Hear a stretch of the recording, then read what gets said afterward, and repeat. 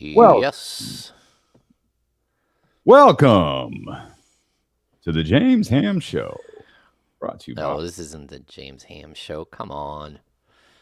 It's what they're here for. They're here for Hammer. James Ham, the ratings getter. Whatever. What's up, everybody? Yeah, look, man, everybody's going to. So, are you? Jesse just said before you hopped on. They're going to see Thor. Are you and your family going to see it? Already saw it. Oh, you saw it last night. Oh, Yeah. right. Yeah. Very nice. Yeah, Very we went nice. and saw it last night. 7:00, 6:15 showing in Roseville. Actually, we went down and The studio.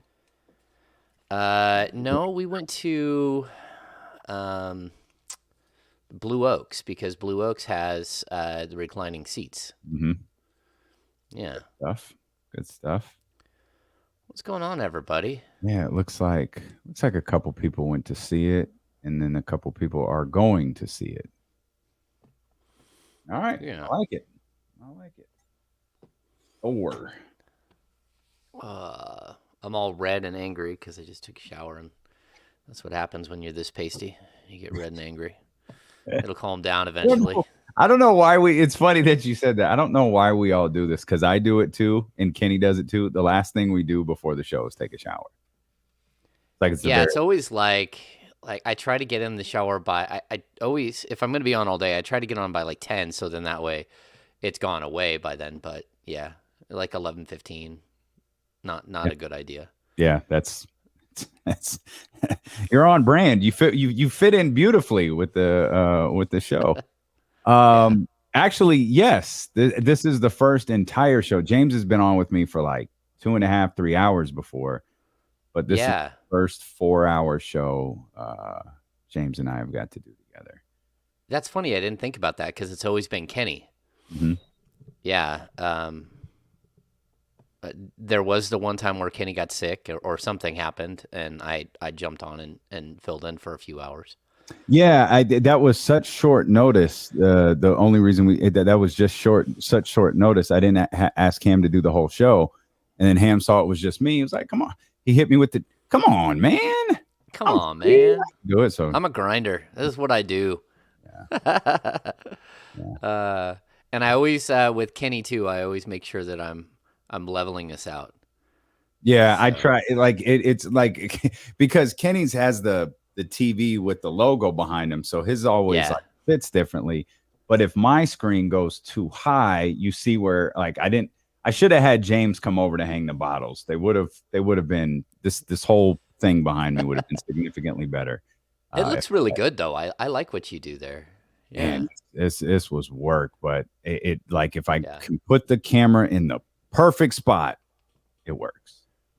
I have I'm gonna guess 80 picture frames up in my bar. I think it's probably around that. So and hanging all these was not easy. Especially the ceiling isn't level and all kinds of other stuff. When the time comes, will I be in studio? Yeah, there will be times where I go in studio, I assume, because it's not that far. Probably wouldn't be too difficult for you, especially on like game days. Stop in, hang out for a little bit, and then leave Roseville, the Golden One Center. Sorry. Oh, that was dramatic. Yeah, I'm making sure I have the game on when it comes on. Yeah, I live about 25 minutes from Roseville, maybe a little bit longer, 30. Mm-hmm. Yeah. So it doesn't take long. And it just the new studio. New studio is nice, man. Oh yeah. It's really, really nice. Yeah, I saw it for the first time like last week. It's nice. Yeah, it's gonna be a whole new vibe, a whole new world. Sweet. But it's gonna Where's it at? Like Eureka. And like if I were to use main streets or big cross streets, I would say Eureka and was it Lead Hill? It's right. Okay, gotcha. Right in that area right there. There's a little side street that you turn off of depending on the direction you're coming from, but it's on Eureka near Lead Hill. You turn and kind of take the street back a little bit, not far. Big office, nice office building, kind of at the end of that like little courtyard type spot, and it's okay, very, very nice. Very nice. All right. Well, hopefully my internet holds up all day and all that stuff, because that's always the worst. That's always questionable for all of us. Is this Portland Detroit game live? Portland Detroit was last night. Oh no! I knew that. Jesus. All right, I'm gonna pull down my shield.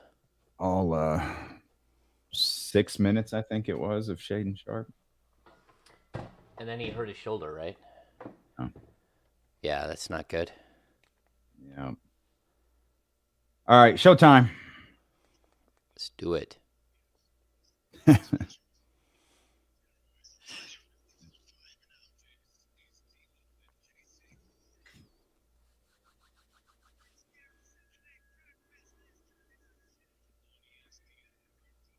Let's go, baby. It is Friday. Welcome in here to D-Lo and KC, brought to you by McQueen and the Violet Fog, the smoothest gin in the world, handcrafted in Brazil. First pour coming up in just about 4 hours from now. I'm Damian Barling.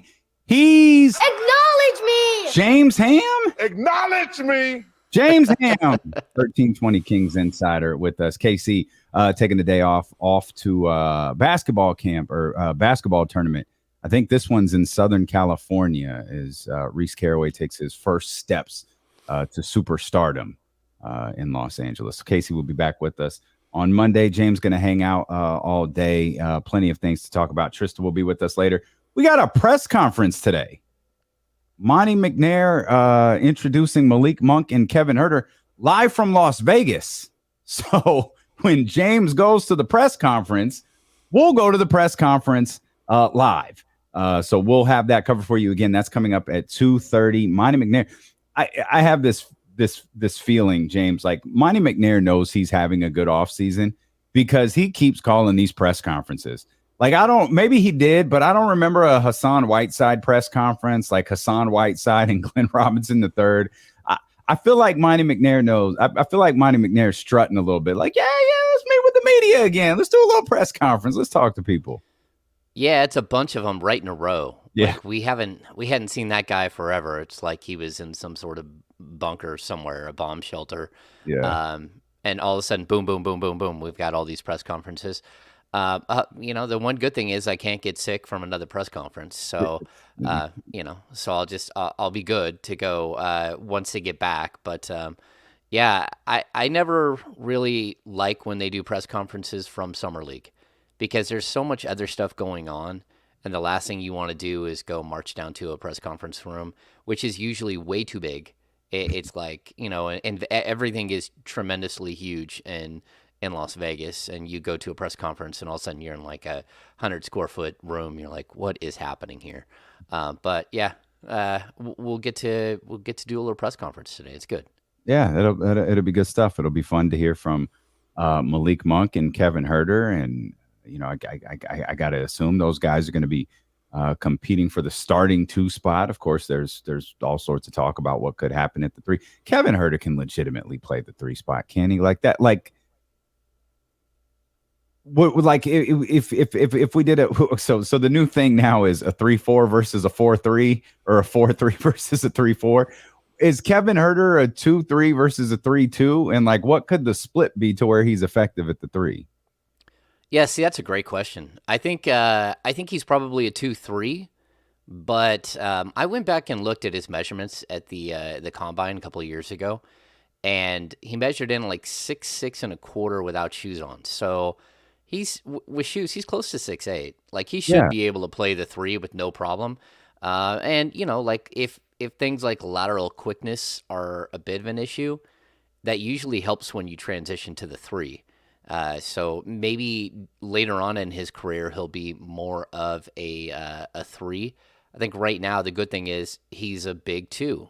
You can put him out there and run him up there. The Kings have had a problem with size in the backcourt for a while.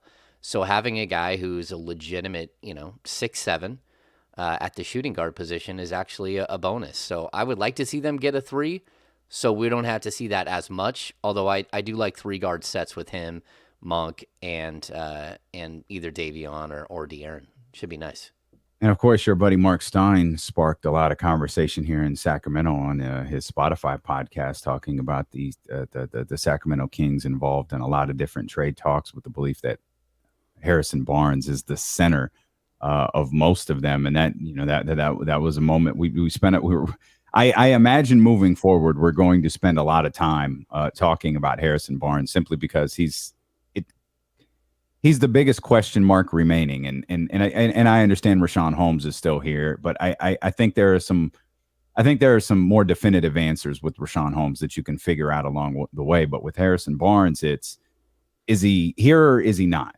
And how do you we just talked about, you just laid this out when we were talking about Kevin Huerter, the problems with depth at the three. Well, he's your number 1 3.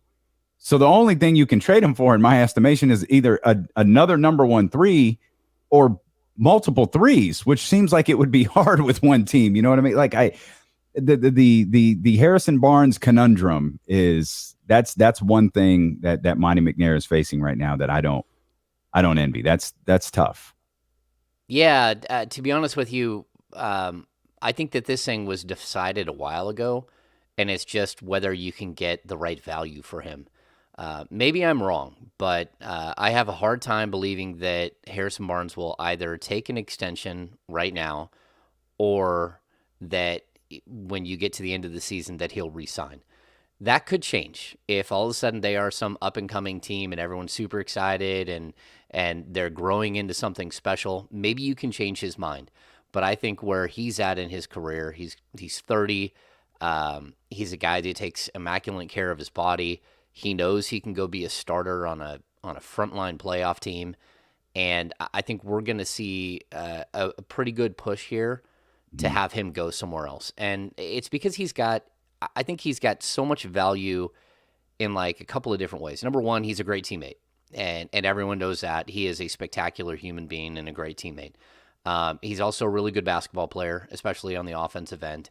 And then lastly, if you trade for him and it doesn't work out, you can move him again at the deadline and get more value. So if you're a team who's kind of on the bubble and you're like, okay, we want to trade him out because, whether it's contractual issues, you got someone who's on a long-term deal that you don't want, or it's just you have a bad fit with somebody and you're trying to rebalance your roster, you can bring him in, you can test drive him. If he works out, you can start talking about an extension. And if not, you get to the deadline and you can still get a first-round pick, somewhere between the 15 to 30 range. And I think that that's the tremendous value of Harrison Barnes at this point. For the Kings, it's more that, while he's done great work here, at a certain point, some players, it's just time to go. And I think he kind of feels that way. And I'm pretty sure the franchise is kind of leaning that way as well. There's just so much smoke with him. When you said you think this thing was decided a while ago, that's what you're referring to? Like Harrison Barnes and the organization maybe have had a talk like, I'm not coming back. I know I'm not coming back. Let's see what we could do this offseason. We know where this thing's heading. So yeah. I think that's where we got to, where they both kind of figured out where this thing was heading. And the way Harrison answered questions at the end of the year, he's honest. We asked him, are you gonna have a say in the coaching search or anything?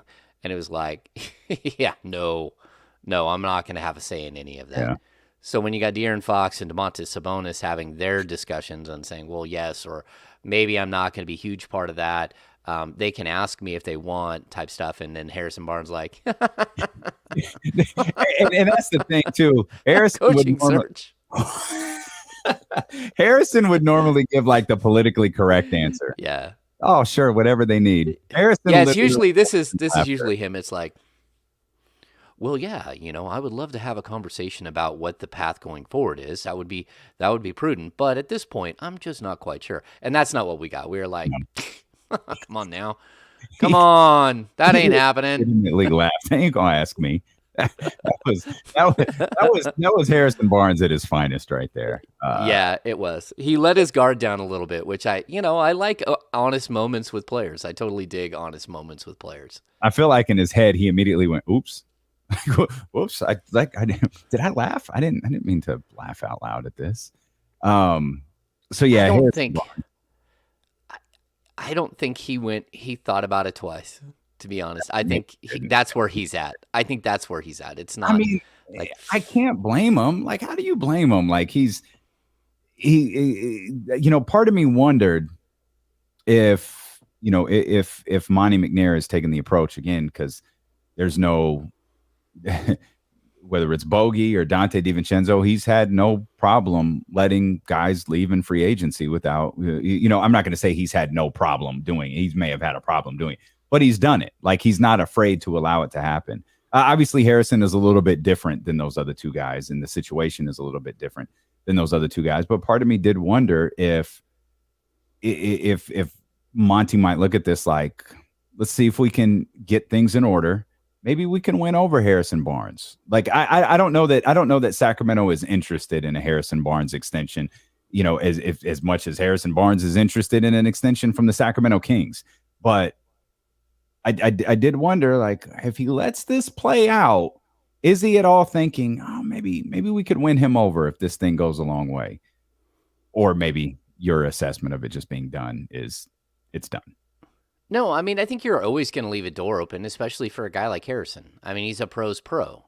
Everybody loves Harrison Barnes in Sacramento, and you want to leave that door open. And if for some reason you can have a conversation where it's like, hey, can we talk about like a 3-year, $45 million extension or a 3-year, $48 million extension?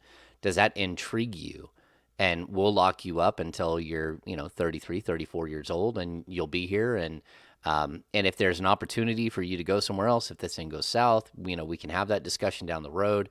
But I think that we've got to a point where, like, enough is enough. Some players, they get to a point where it's just like, okay, I can't be here anymore. And I'm not saying he's fully at that point, but he's got to be close. You don't want to waste your entire prime. And that's kind of what's happened here. He's wasted like his 27, 28, 29, 30-year-old point in his career. That's your basketball prime on a franchise that wins 31 or 30 games every year. And that's not what he signed up for. He signed up for this thing to like take off, for him to be one of the building blocks. And next thing you know, they're in the playoffs and fighting it out and trying to improve. And he's had to take like 3 steps back as a pro here in Sacramento because that's kind of where the franchise is at.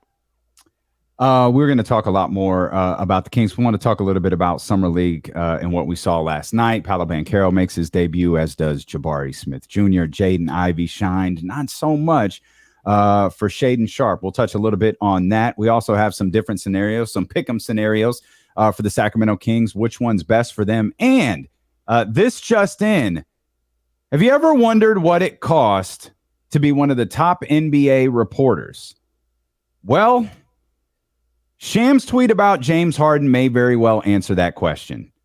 We'll read that tweet verbatim and explain what we mean when D'Lo and James Ham return here on D'Lo and KC on ESPN 1320. Did you see Sham's tweet? No, I've actually left. Don't look at it. I'll read it to you. It's about James Harden. James Harden's contract done. Let me. I'm gonna grab my phone. It's on the other side of the room. Hang on. I forgot it plugged in.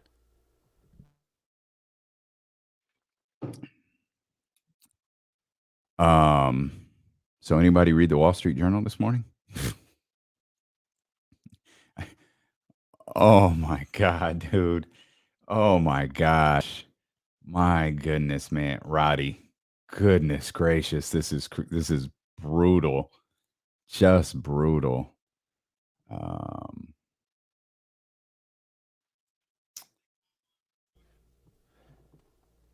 Yeah, the corporation. Mm-hmm.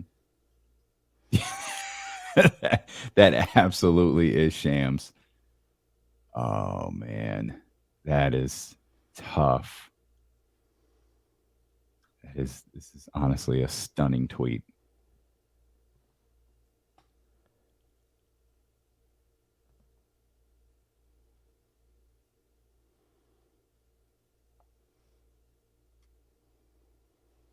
Yeah.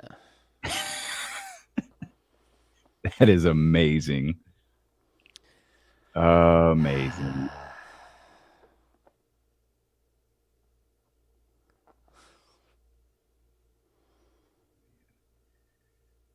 All righty. Yeah, good call. Oh, very nice. You got to meet the Miz. That's awesome. How was he? Like, he's one of those guys who kind of floats in and out of character. I don't think I've met him in person. Interviewed him a couple of times, and always have very much enjoyed him. But Sacktown Tony, I got your DM. I was on the road when I got it. I'll respond to you when the show is over. But the Cap one was far more egregious. Like, he's a pawn. The Cap thing is just crazy. Absolutely crazy. That's funny. For those that get it, that's funny. James, I'd imagine you're not familiar with the corporate ministry. No. Okay. That's all right. Peacock. It's going to be tough when Peacock has to scratch out all of the Vince McMahon references in its WWE programming.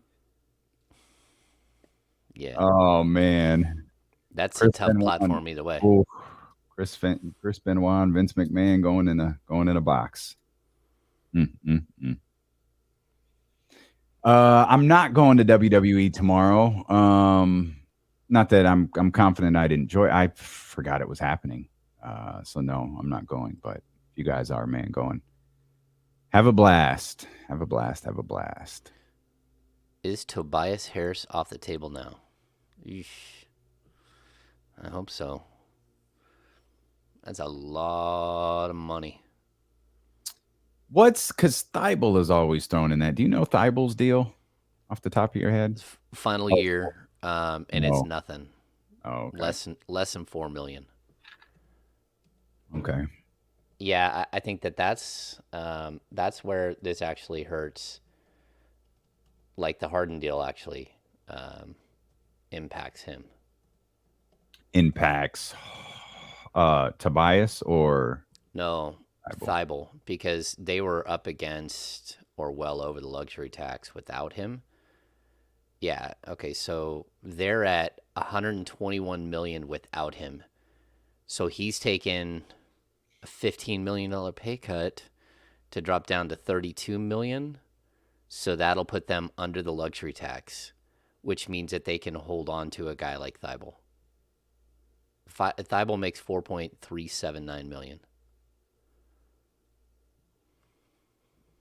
Yeah, that's what we were just referring to. Ninja Style 916. That's why Vince McMahon is in the box. Okay, we're coming back in 4, 3, 2, 1.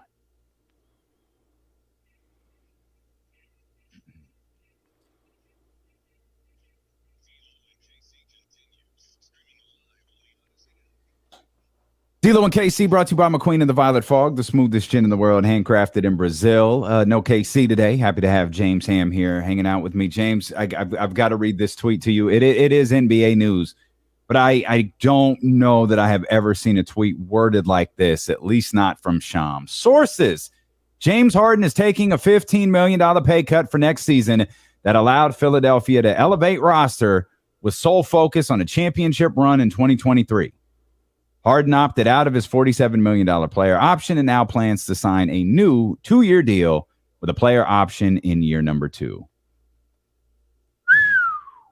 Man, do you think Shams just copy and pasted that in the text that he got?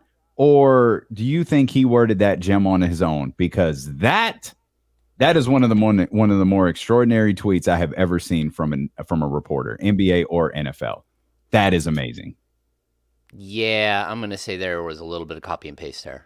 On occasion you get those texts, and then sometimes you got to push back and say, okay, I got to know what we're doing here, because I guess he took like a tremendous pay cut. Tremendous. Dropped him all the way down to $32 million a year. I hope he can eat. Yeah, that is some real issues, I hope especially. I hope the dancers in the greater Philadelphia area will still be handsomely taken care of this season. Yeah. Well, I'll say this: like, it's probably way more in line with who he is as a player now, because the player he was last year wasn't anywhere near worth 47 million, and I don't think he gets back up to that point again. Oh, And I don't. so he did take a gamble there. Whether there's like some offshore bank account that just materialized with $15 million in it, or a small island in the Caribbean that was just purchased for somebody and in someone else's grandmother's name or something. You never know, but yeah, that seems like a strange way to put things. Yeah, we'll have to see.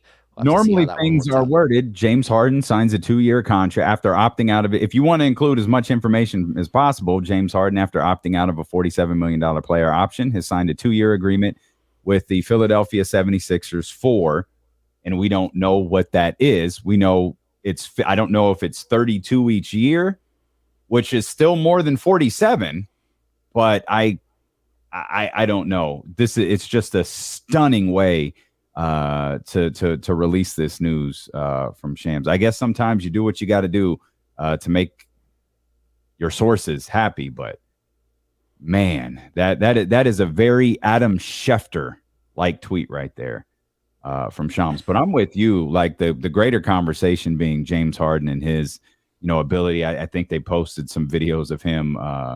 We spent a lot of time talking about workout videos yesterday, and the James Harden with Sam Cassell workout video hit the internet this morning. So I guess James is trying to show everybody that he's locked in and like, cool. Like James Harden is still a good ball player. I just don't think he's that MVP that he was in Houston, or maybe anything resembling it. I'm not sure. Well, he hasn't been for a couple of years. He played himself out of shape and out of Houston, and then got to Brooklyn and wasn't any better. It was like, maybe you should have kept doing your workouts. Maybe you kept grinding and doing the work.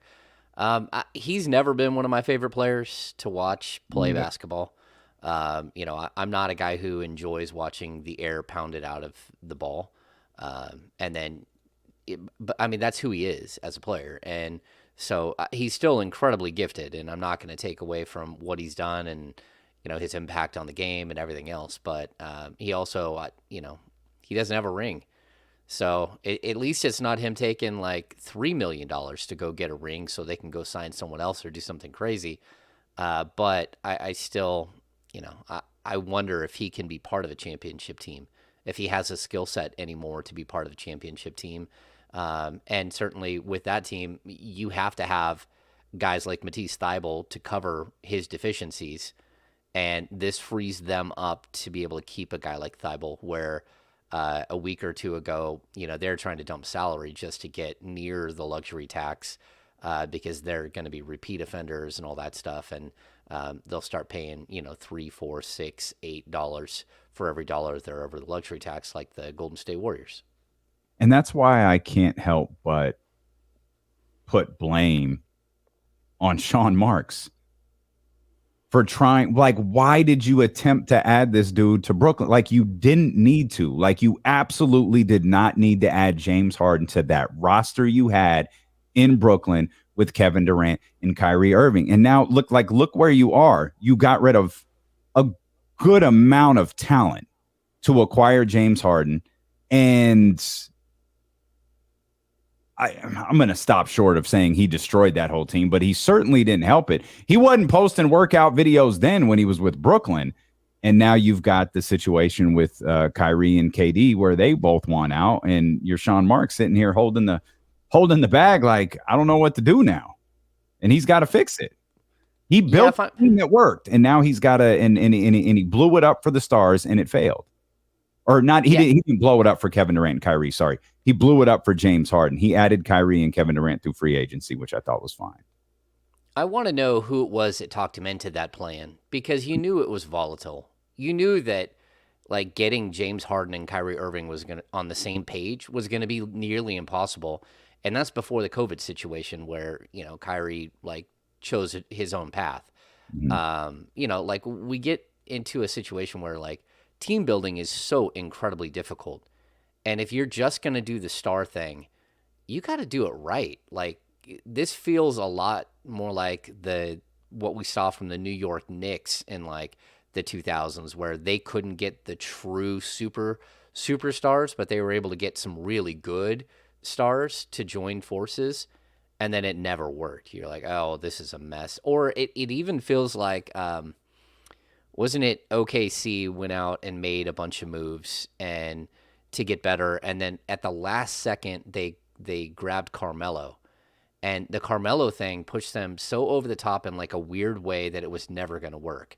And you're like, oh, that's bad. That's not going to work out at all. And the weird of course thing there, they had Paul George. The weird thing there was I really love Carmelo, but it was so clear Jeremy Grant should be starting on that team. Like it was clear as day. And I think that's where the famous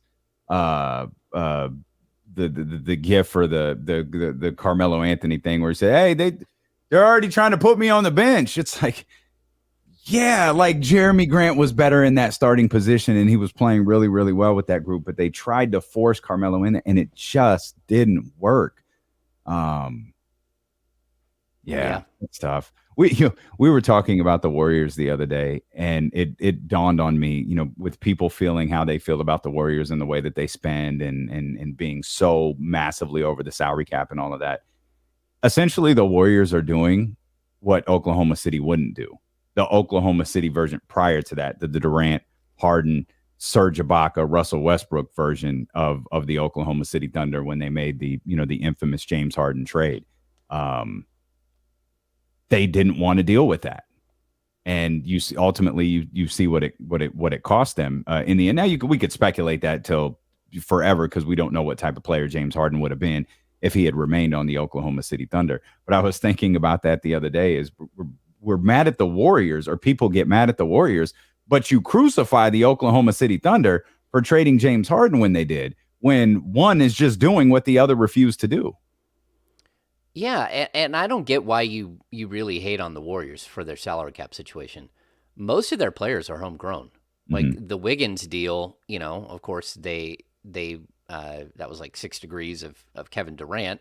Mm-hmm. That's how they brought him in, but at the same time, like everything that they've done, sure, they signed good veterans.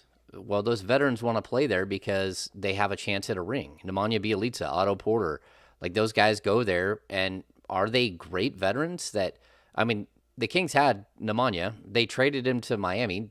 He didn't play at all in Miami. Like, it's just the right fit, the right personality, and then it's all predicated on drafting really, really well. And every year we say, oh, the Warriors are going to sell their pick. Oh, they're going to trade their pick in the late first round. No, they don't. They go out and they get players that actually can play, and they develop them, and they end up, having more and more talent to work with. And then do you have to pay that talent? Sure. I don't know how they're going to pay Jordan Poole. To keep this thing fully together is going to be really rough because it's not really about Jordan Poole as much as it is how much that limits you when guys like Monk and Kuminga and Weissman come up for their extensions. So, like, they've put themselves in a situation. But if they're willing to pay the money, like, why not? Pay the money. We saw what they're making $1.4 million a night in gate receipts. I mean, that's crazy. Just in ticket sales, that's absolutely crazy.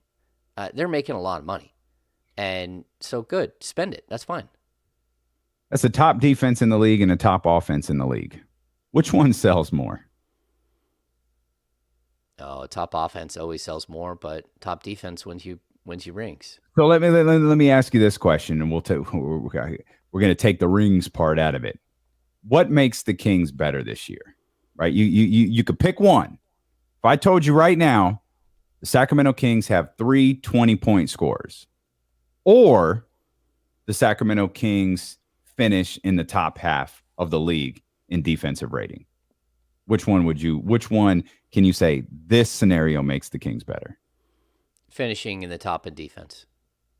Yeah, I mean, because we've seen it. Because we've lived through Rudy Gay, DeMarcus Cousins, and Isaiah Thomas. Yeah, no, we have. We've seen it. And the problem is that no one played any defense at all. And so, yeah, you didn't really have a chance. And they couldn't stay healthy. I think that team, like, we didn't get a chance to see it. But I don't see where the Kings could actually have 3 20-point scores this year. I mean, yeah, I was trying to figure out who could be the third, but yeah, I mean, next year maybe, but this year it's tough to think that you're going to get Keegan Murray up to 20 points per game. Well, we posted the question on YouTube. I want to continue to talk about the defensive thing, but you mentioned where would the 20-point score come from, the third 20-point score. We asked on YouTube if De'Aaron is number 1 and Sabonis is number 2, who is the third most important player on the Kings? And James, I want to get your reaction here in just a little bit. I'm actually kind of surprised by this. 38% say Keegan Murray. 15% say Davion Mitchell, 19% say Harrison Barnes, and then I threw Kevin Huerter or Malik Monk as the fourth option, so you kind of get a dual pick there, and that came out to 28%. And I was a little bit surprised by that, but 38% say of those who have voted, of course, on youtube.com/ESPN1320, say that Keegan Murray will be the third most important player for the Sacramento Kings this season. That's tough. I mean, if that's the case, you're not going to win a ton of games. And that's not because Keegan's a bad player. That's because he's a rookie, and that's really tough to get out of a rookie. And I think he is an important piece, but at this point, you should still look at Harrison Barnes as a more important piece for this season, not long-term. Keegan is clearly long-term. The development of him is way more important than almost any other player on the roster. But like expecting Keegan Murray to average 18 or 20 points a game, that's tough. And Harrison Barnes is still a very good player. His defensive numbers were absolutely atrocious last year, but it was an outlier for his career. And I think everyone was disengaged in Sacramento last year just because of the way the season went, firing Walton midway through the season, trading away Halliburton midway through the season, like having Buddy and Marvin on the roster, that entire season felt like 3 seasons in one. And it also feels like it was like 5 years ago. That season was painful for everyone, but still, Harrison Barnes is a very good NBA player who people forget he fits really, really well with that squad, with those other with Fox and with Sabonis. He's going to be an important piece if he's still in Sacramento. So he would be your vote as the third most important player? Yeah, I will say this. It's either Harrison Barnes or it's whoever you get for Harrison Barnes. Interesting. Okay. So I'm on an island here. I went with the 16%. I picked Davion. I thought Davion would be third because I feel like I just can't, and maybe this is just me being stubborn. I can't get past the thought, like, if he grows this offseason, if he continues, if he takes a step forward, if Mike Brown finds the perfect role for him, he increases his shooting a little bit, and he's in a vibe. He knows exactly when he's going to play. He knows his role. He knows his job. He knows what's expected of him. If he has all of that, plus we see just a little bit of growth in his game, man, I feel like he's the key to the whole bench clicking, in my opinion. No, I mean, he can be the key. At 16%. It's me and you. We're riding and dying here on this one. Yeah. No, I mean, you might be onto something. He might be the key to the whole entire thing blowing up. Especially that second unit has to be good. That's what we keep running into in Sacramento. The first unit is okay. Sometimes the first unit's even really good. But that second unit is either great or it's horrible. And I think last year, more often than not, it was really, really bad. And some of it's because they had a bunch of roster turnovers. Some of it's because Terrence Davis got hurt. You didn't have a natural playmaker outside of Davion, and Davion took time to develop. But I like what Davion brings, and I think he can be a really, really good piece for this team. But I don't think he's a guy who's going to average 18 to 20 points either. and I think he can impact the game in a different way than most of the other players. You might be onto something there, but at the same time, like, are you a good team if that's the case? And if your second or third best player is your backup point guard and slash, a guy who's going to play a bunch of minutes.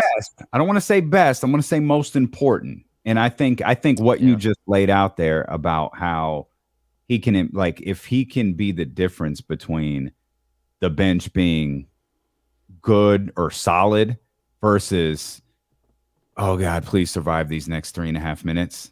Like that can go a long way for Mike Brown. It can go a long way for De'Aaron Fox. It can go a long way for Domantas Sabonis and Harrison Barnes, or whoever the Kings get for Harrison Barnes. Because to go back to the that's on the poll, by the way, if you want to vote on that, that's youtube.com/ESPN1320.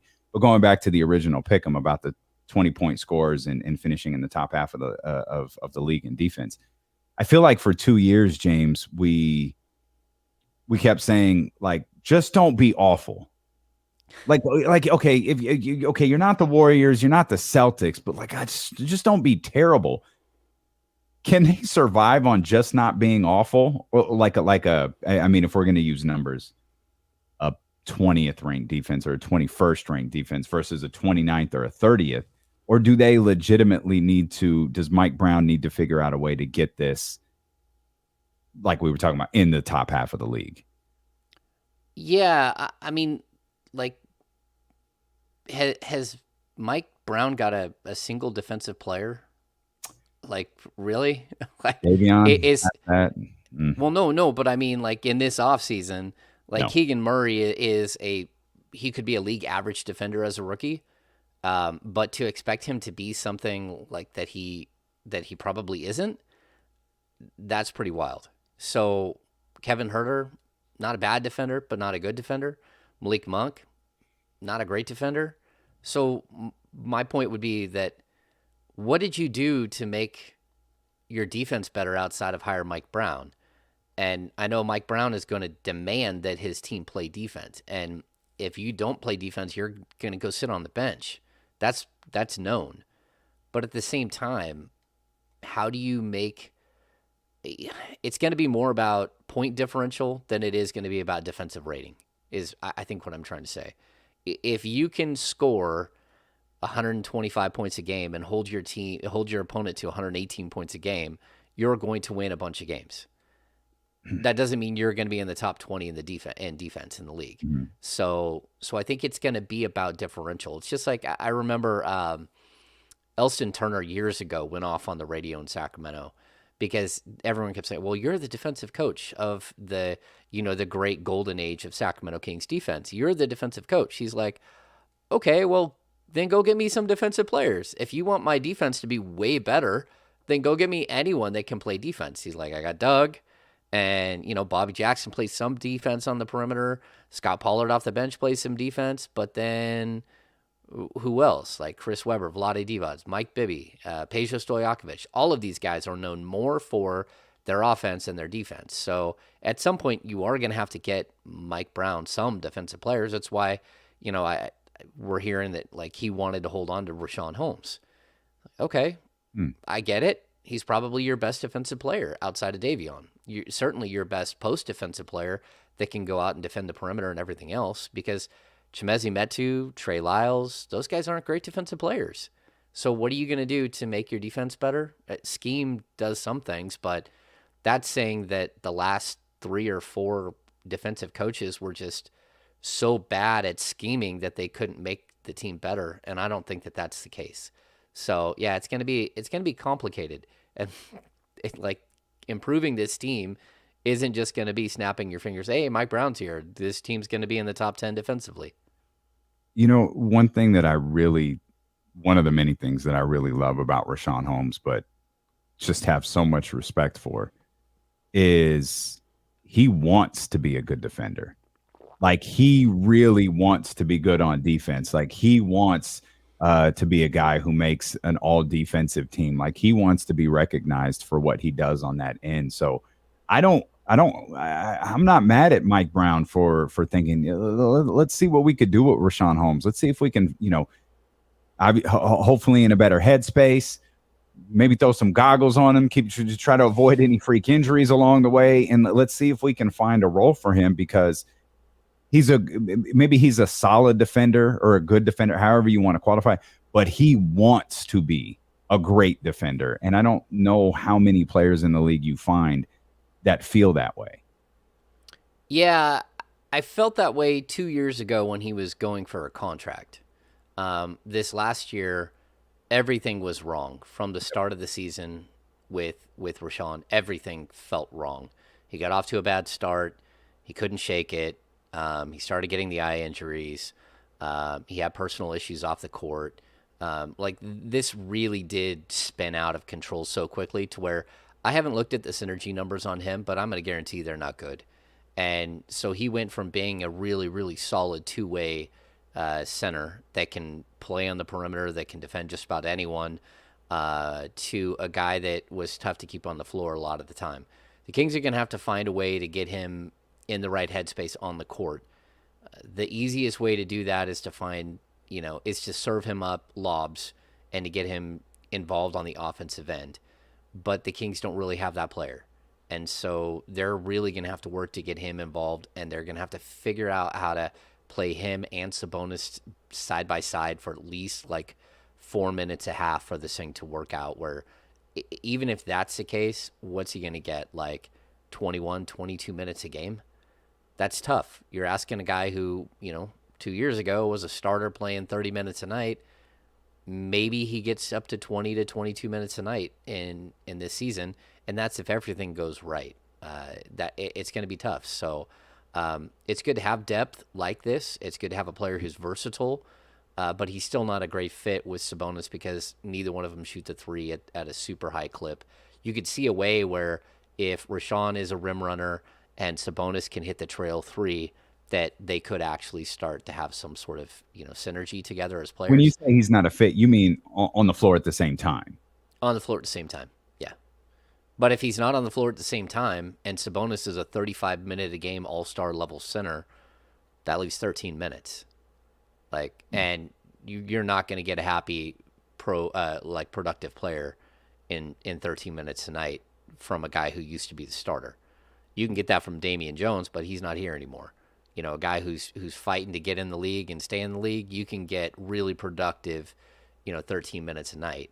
But that's not what you're going to get out of Holmes unless he just completely reworks what's going on in his head about who and what he is as an NBA player. Well, and the one thing, his game isn't based on volume. He gets a lot of. It's not like, De'Aaron is coming down and calling plays for Rashawn Holmes. Rashawn is getting some trash that came off the rim or the ball that dribbled off of somebody's knee. He's grabbing that and throwing it down with two hands, or he's, leading a break or getting ahead of everybody on a break, or catching a, RIP to the Tyrese Halliburton lobs that he used to catch. I feel like there's a way it can work, but maybe I'm just being optimistic because I really like Rashawn Holmes. The Kings Beat podcast starring Mr. James Ham brought up an interesting name yesterday that could help the Kings improve.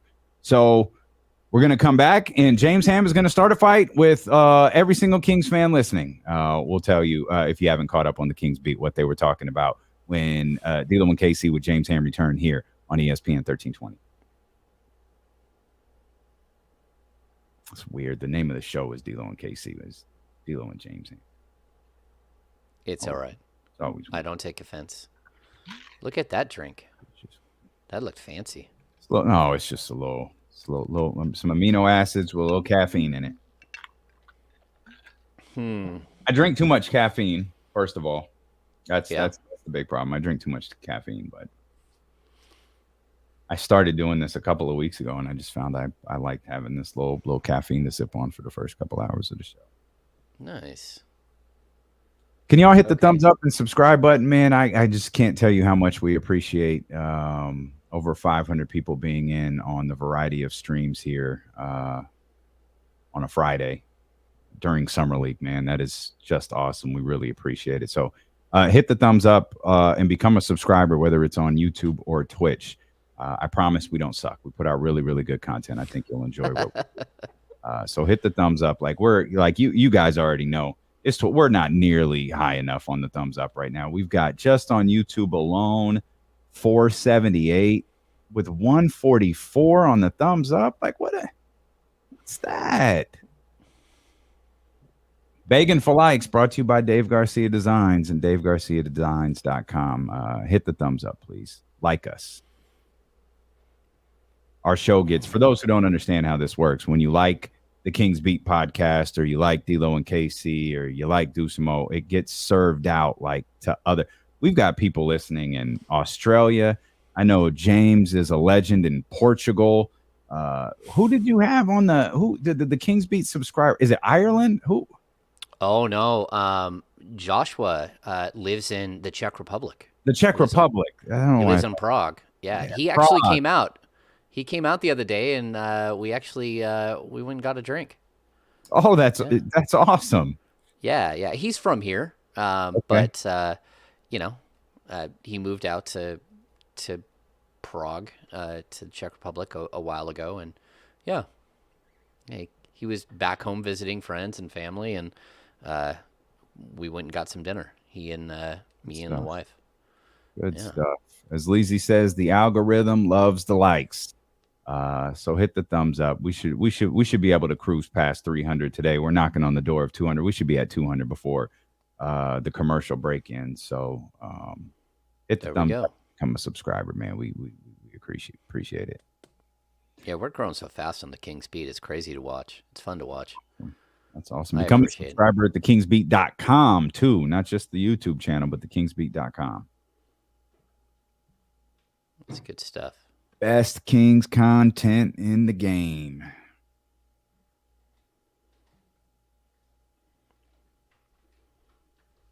Boy, my Davion Mitchell selection is really taking an ass whooping in this poll.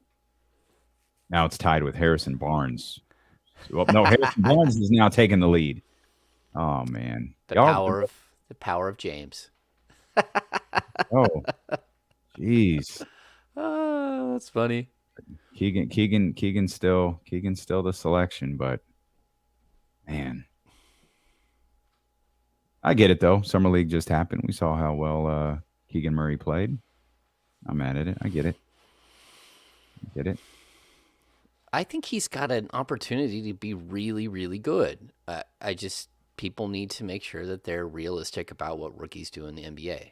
And I think this is actually already we're seeing that the top 5 of this draft is probably going to be pretty substantial. They're going to be a good top 5. I'm glad you brought that up. I want to mention that on the radio show. I'm glad you mentioned it. My wife is dropping by and breaking stuff. Oh, that's unfortunate. She's dropping off an Egg McMuffin though. Oh, very nice. That's all right. If you drop off an Egg McMuffin, you're allowed to break something. That's right. Perfectly okay. Those are, what do you say? Them's are the rules. Them's are the rules. All right, here we go. Back on the radio in 4, 3, 2, and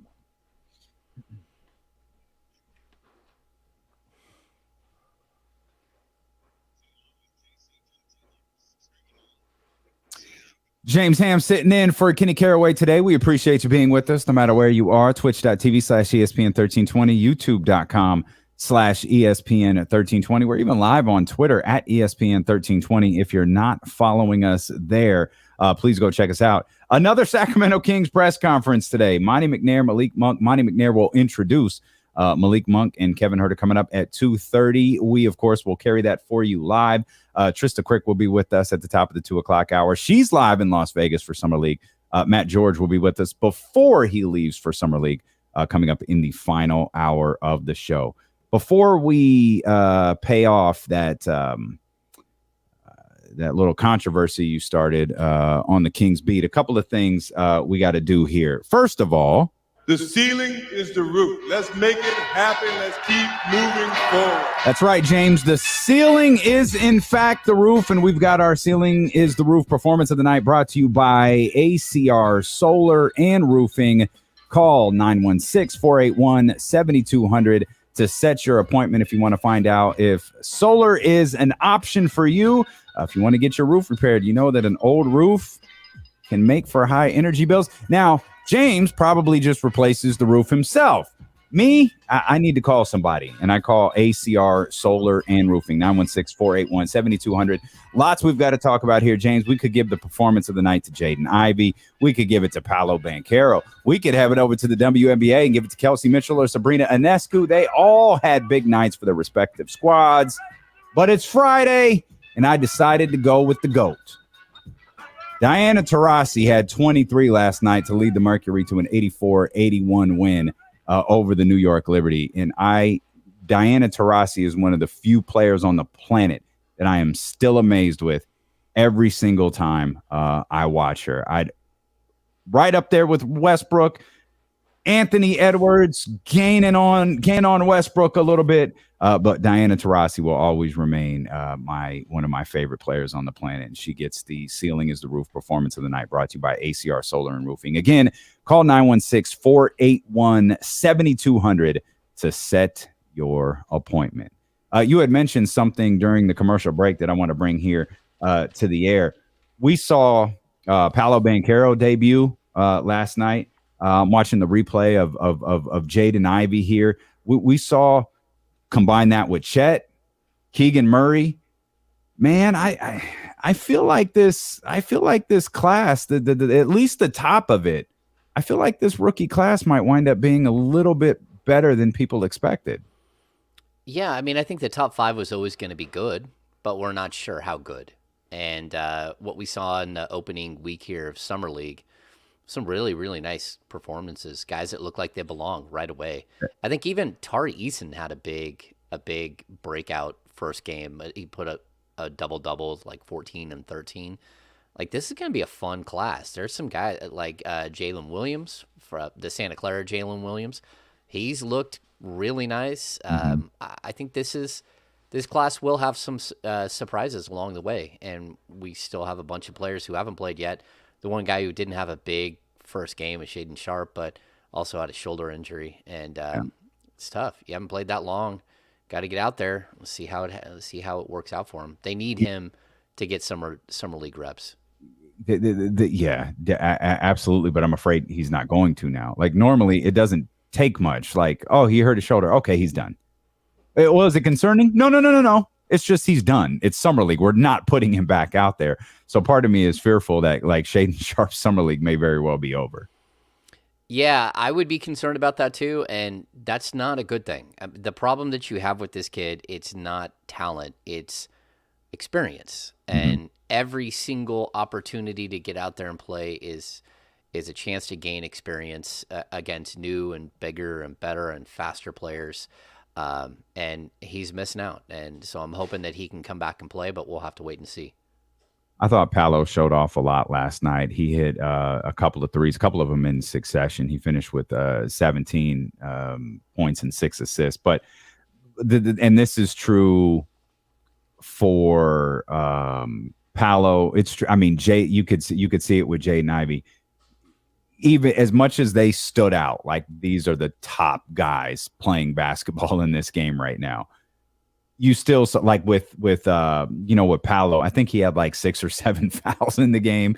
With Jaden, Jaden was a little rough with the ball at times. Like you still see as good as they are, as clearly good as they are, you still see a lot of their rawness, and you realize, oh, we're turning the ball over against Alex O'Connell. Okay, yeah. Wait till that's Giannis. Wait till that's Draymond Green pestering you. Wait till that's wait till it's Paul George or Kawhi Leonard across from you. That's where the managing of expectations comes into play when we're watching Summer League. Yeah, I definitely see that. I think the biggest thing that I want to see Keegan Murray play against Paolo, against Chet. And it's not that he's playing against other top 5 picks.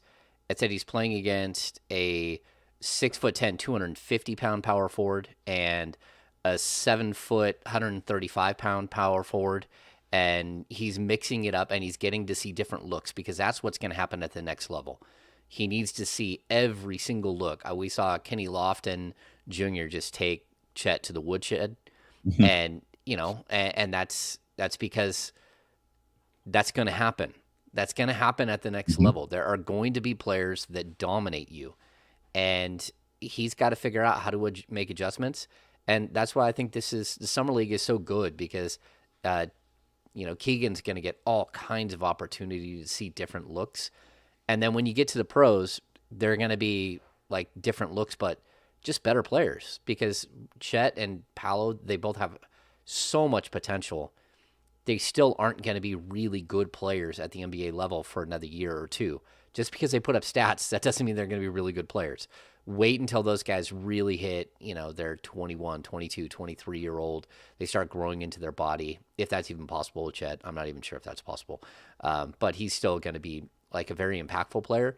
But give him a couple of years to really like start to judge these guys, because this top end of the class is going to be really high quality. And I had heard the Carmelo comparison with Paolo.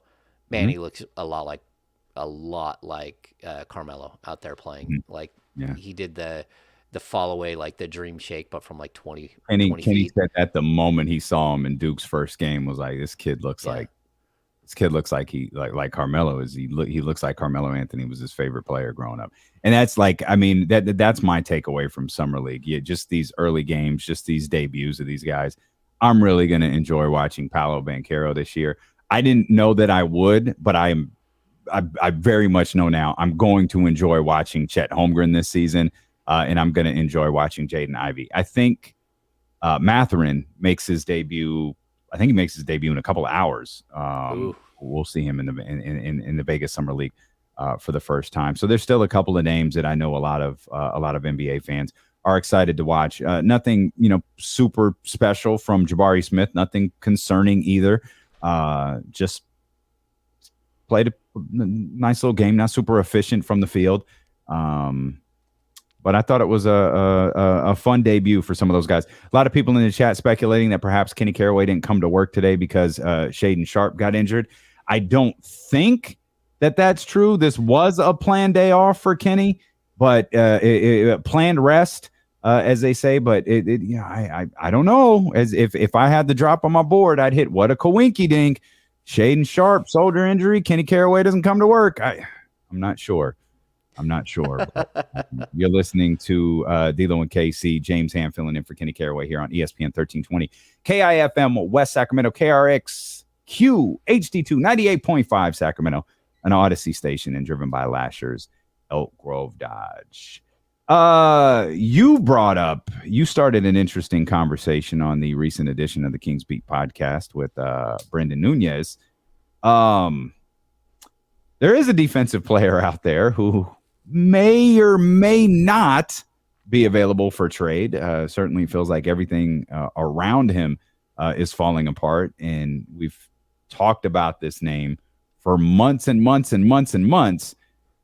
But it sure feels a little bit different right now, revisiting the Ben Simmons situation. Yeah, I mean, like, look, if they are fully going to blow this thing up in Brooklyn and they're going to start over, maybe Ben Simmons becomes available. And if Ben Simmons becomes available, I don't know. I think, like, right away you think, oh, there's going to be some congestion with Fox and with Sabonis, and maybe it's not a great fit. I don't care. Like, a 6'10" dude that you can put at any position on the court and start him at any position. To me, that's crazy. And defensively, he's one of the best defensive players in the league. If you could go out and get him on the relative cheap, he has an enormous contract. I think it's like 37, 39, like $42 million over the next 3 years. That is he's coming off a back surgery. That's a problem. He's almost 26 years old, though. And I think the reason why I like him right now, if I'm the Sacramento Kings, and I would at least like make some calls, is because you have shooters that you didn't have before. So when you add a Kevin Huerter and you add a Malik Monk and you add a Keegan Murray, all of a sudden you have positions where you can start to support a player like Ben Simmons. And I think one of the biggest problems the Kings had last year, once they acquired Sabonis, was once Sabonis stepped off the court, it was just like confusion and chaos. Like they did not have the ability to continue to run the ball through like a main hub. And a lot of the time Fox wasn't there as well. They needed to have one of those two guys on the court the whole time. If you added a player like Simmons, who's an incredible passer, also a really good rebounder, he's a great outlet passer. He's a guy that goes and grabs a rebound and fires it to half court. There are so many things that he does that I think would help this team. And I know it would be costly, and I know that it would be a major risk because of the back injuries and because he hasn't played in a year. But it's the same thing I said last year. The best thing for Ben Simmons, in my opinion, is to get him away from Philadelphia sports, to get him away from New York and Brooklyn fans, and put him in a place where he can reset his career in a little bit of obscurity, where all of a sudden he could be a really fun piece on an up-and-coming team that has all kinds of potential. And it's still going to cost you, but you got to remember, they just traded James Harden for him, and they got some draft picks, and they got some other stuff in that deal. Maybe it won't cost as much if they're ready to hit a full reset. Maybe you can do something like Harrison Barnes and Rashawn Holmes and a future first-round pick, and sort of revisit the deals that you were looking at last year when he was on Philadelphia. And I think that there's an opportunity there to find a guy that could come in and like change your defensive identity right away. You want to talk about finding a guy who can change who you are defensively? That's Ben Simmons. Like he is one of the rare guys who can legitimately guard 5 positions at the NBA level. And we talk about it all the time. This guy can do that. This guy, no. Ben Simmons might be the only one. He's at 6'10". You can play him and start him at any position on the court. But he still has shortcomings, even though he can start at any position. Like like any acquisition for Ben Simmons is solely on the defensive end, and I think you outlined that by talking about you didn't have Kevin Huerter before, you didn't have Malik Monk before, you didn't have those shooters, which is something that you desperately need with Ben Simmons on your roster. Well, it is a perfect time to revisit this, and given the fact that they're probably looking for something. I don't want to say they're looking for a haul in return for Kyrie Irving, but they're probably looking for something that makes them pretty comfortable. They're looking for something extremely fat with Kevin Durant. By the time they get to Ben Simmons, they're probably thinking, whatever. Rashawn can play with us. Harrison's contract will expire. If you have to throw in the pick, like, fine. But I also understand there's red flags everywhere with Ben Simmons, most like you mentioned, the back surgery.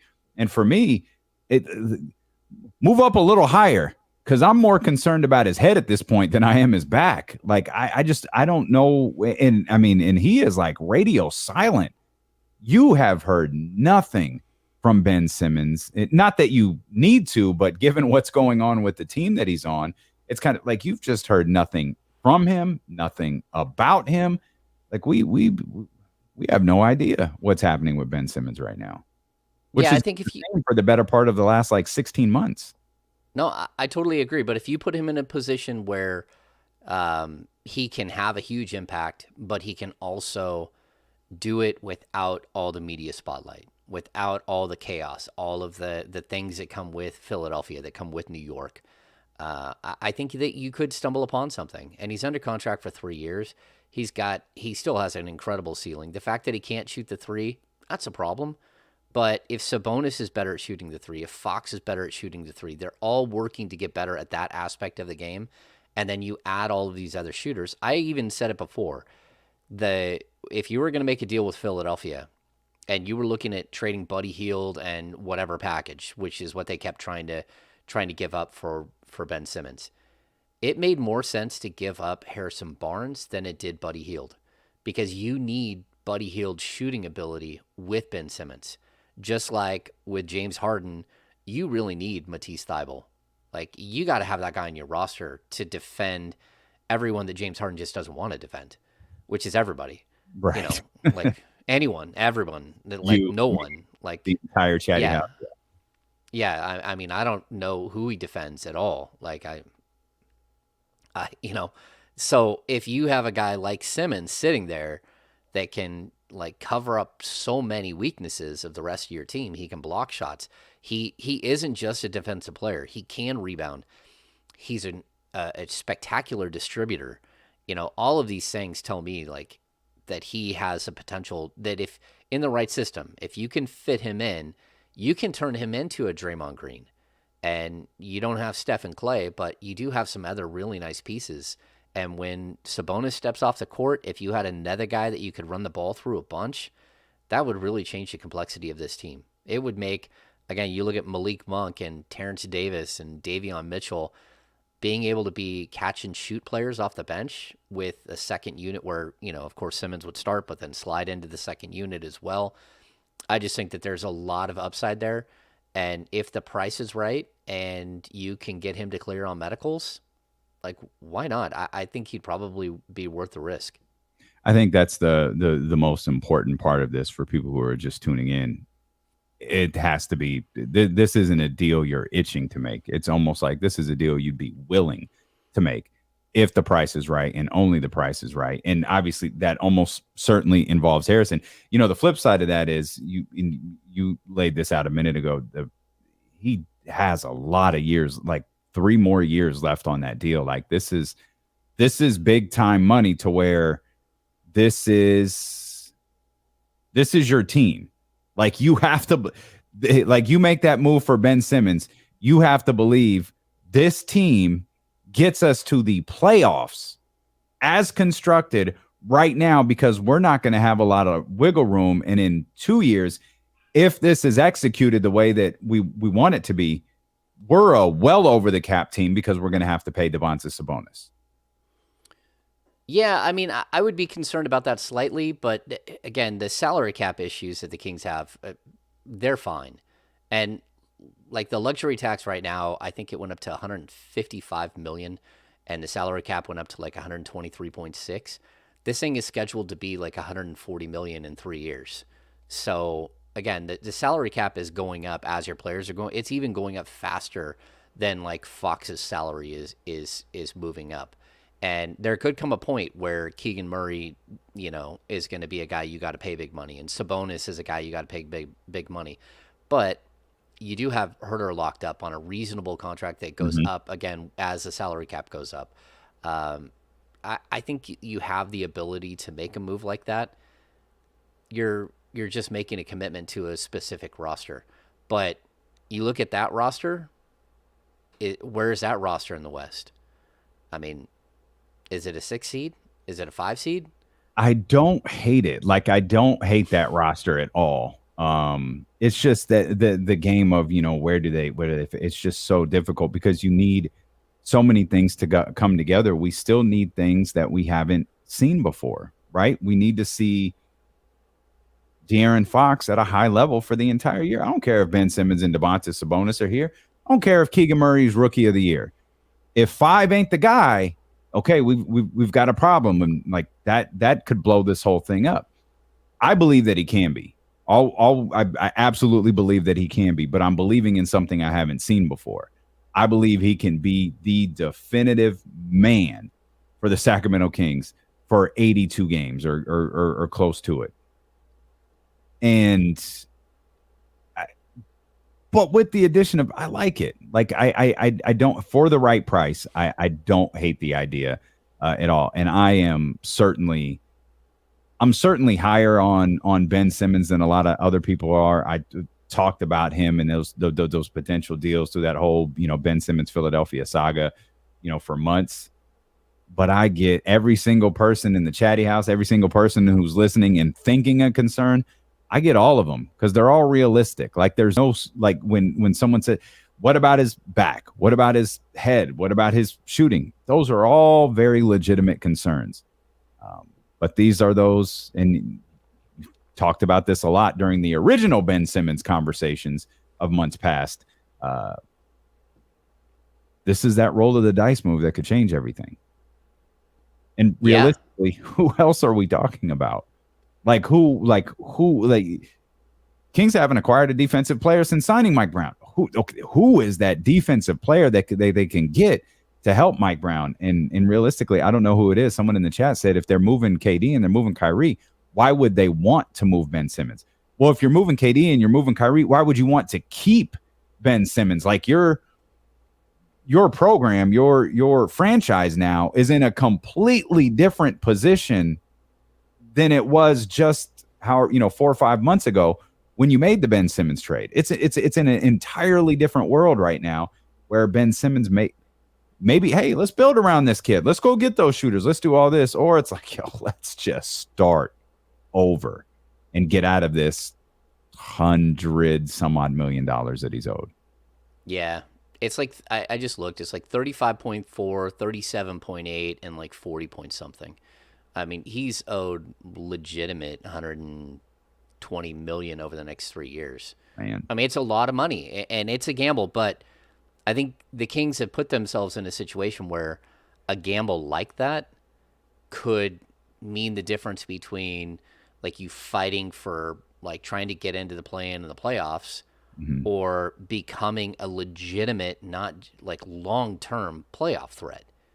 And he's a guy who, again, if you get him right and he's under contract for 3 years, you're talking about 26, 27, and 28-year-old Ben Simmons to go with like 25, 26, and 27-year-old De'Aaron Fox, and 26, 27, 28-year-old Domantas Sabonis, and again, Huerter at the perfect age, Monk at the perfect age, and then you got your young guy, Keegan Murray, coming up, and there could come a point where he becomes something so much more. And look at the forward tandem that you could potentially have with Ben Simmons and Keegan Murray down the road. I mean, talk about switchability, talk about defending, talk about covering for each other. One guy can shoot the three, one guy can't. One guy's a great passer, one guy's not so much. Both of them are decent rebounders. Like, I think you could really have something. Maybe I'm just crazy, and this thing would backfire, and they'd become Kings all over again. But, again, what are you losing? If it's a pick, and Harrison Barnes, who's probably out of here after the next year, and then it's on top of that, you're talking about Rashawn Holmes, which would probably have to be included in that deal. Like, what are you really risking? Your backup center and a guy who's going to be here for a few months and a future first. So, yeah, I mean, I think it's crazy, but I don't know. It's something if I'm Monte McNair, I'm calling and saying, hey, what's a skinny there? Because you have to know how far down his value is at this point. I mean, again, he's coming off a back surgery. He's coming off a year where he didn't play at all. He's coming off a year where mental stability was a question and whether or not he wanted to play. If you can get him in the right headspace and the right physical space, and who cares if he shoots a three? I mean, you got so many tools on that team that you could mask his deficiencies. I also love the thought, and you're laying this out brilliantly, and you're getting many in the chat house excited about this potential idea. But I do love the idea, and I think most Kings fans would, like the way you just laid that out there. Ben Simmons, Keegan Murray, as we talked about earlier, Kevin Huerter, all having the ability to play multiple positions on the floor, being very versatile, not being, stuck in one spot or can't play with this guy or can't play with that guy. They can adjust where they are and what they do based who's on the floor with them. And that, a lot of that would sit on the shoulders of Mike Brown as well. We'll come back. We'll talk more Kings basketball, more pick 'em on the way. I want to talk about your partner over at the Kings Beat, Sean Cunningham. Talk to what seemed to be a very happy De'Aaron Fox recently. Want to get your thoughts on that. And where were you 12 years ago today? Probably the most fascinating yet over-discussed moments in history. It's all coming up here on ESPN 1320. All righty. Sorry if I started something, people. No, it's what are you kidding? I don't know if it'll ever happen, but why not? Great stuff. There you go. Enjoy, buddy. Enjoy. Enjoy. Everyone's watching is used to Kenny eating on the stream anyway, so it's fine. I know they are. They're all good. They're all conditioned to snacking. That's funny.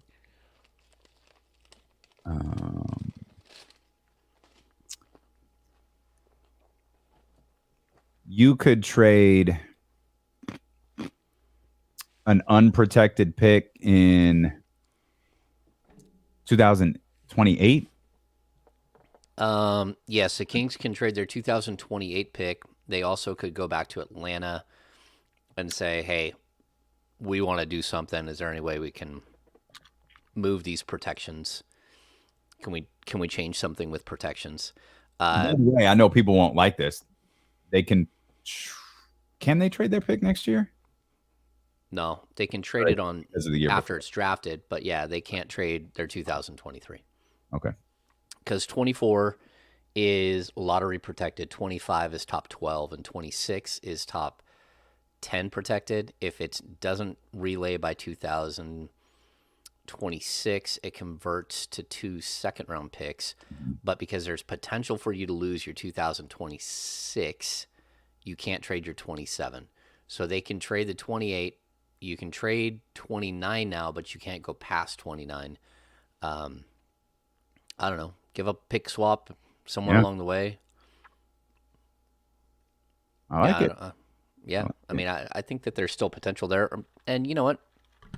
Go to Atlanta and say, hey, why don't we work this out where you take our 2024 first-round pick or 2026 unprotected, and then give up the 24 to unprotected to Brooklyn. I'm getting absolutely hammered on this poll. I cannot believe it. Not James hammered, just sledgehammered. It's Harrison Barnes now after Hammer's plea is gaining steam, and Davion still dead last. Dead last. That's right. Y'all, fine. It's fine. Y'all don't believe in Davion like I do. That's fine. We'll let Davion know. It's gonna be good, man. I'm your guy. The Chatty House. They wouldn't ride with you. All right. Smart man, Will Z. Smart man right there. That's a numbers guy right there. The numbers guy, indeed. Indeed. Oh, man. I agree, Stephen Brown. There is nothing better than McDonald's breakfast at 1 p.m. And no, I did not say Lynn was the most important part. Alex Lynn. People forget Alex Lynn's still on this roster. 100%. Absolutely. Absolutely. I will not exclude myself from that. I think we went 3 months forgetting Mo Harkless was on the team. Yeah. Mo Harkless's name came up the day before he was traded. I would like to see the Jesse just numbers. Said and forgets he's on the Kings. Is Lamb coming back? I don't think so.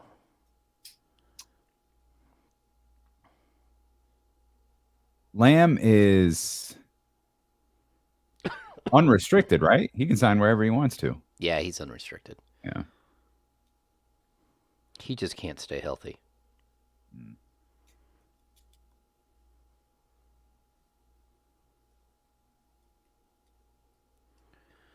Okay, the Kings would have to get up to about $27 million in salary. Could they do that without Holmes?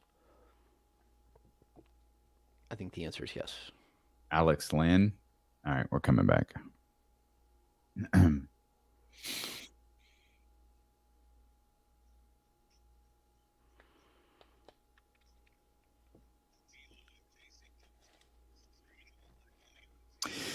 James Ham filling in for Kenny Caraway. He's on his way to Southern California for a basketball tournament. Reese Caraway takes his next steps towards immortality. And who knows? Maybe one day. Here's what we do know, by the way. Trysta Krick will be with us at the top of the 2:00 hour. I believe she is live. And in fact, I know she is live in Las Vegas. As is Monte McNair. We'll go to Monte McNair live in Las Vegas. He's going to introduce Kevin Huerter and Malik Monk as the newest members of the Sacramento Kings.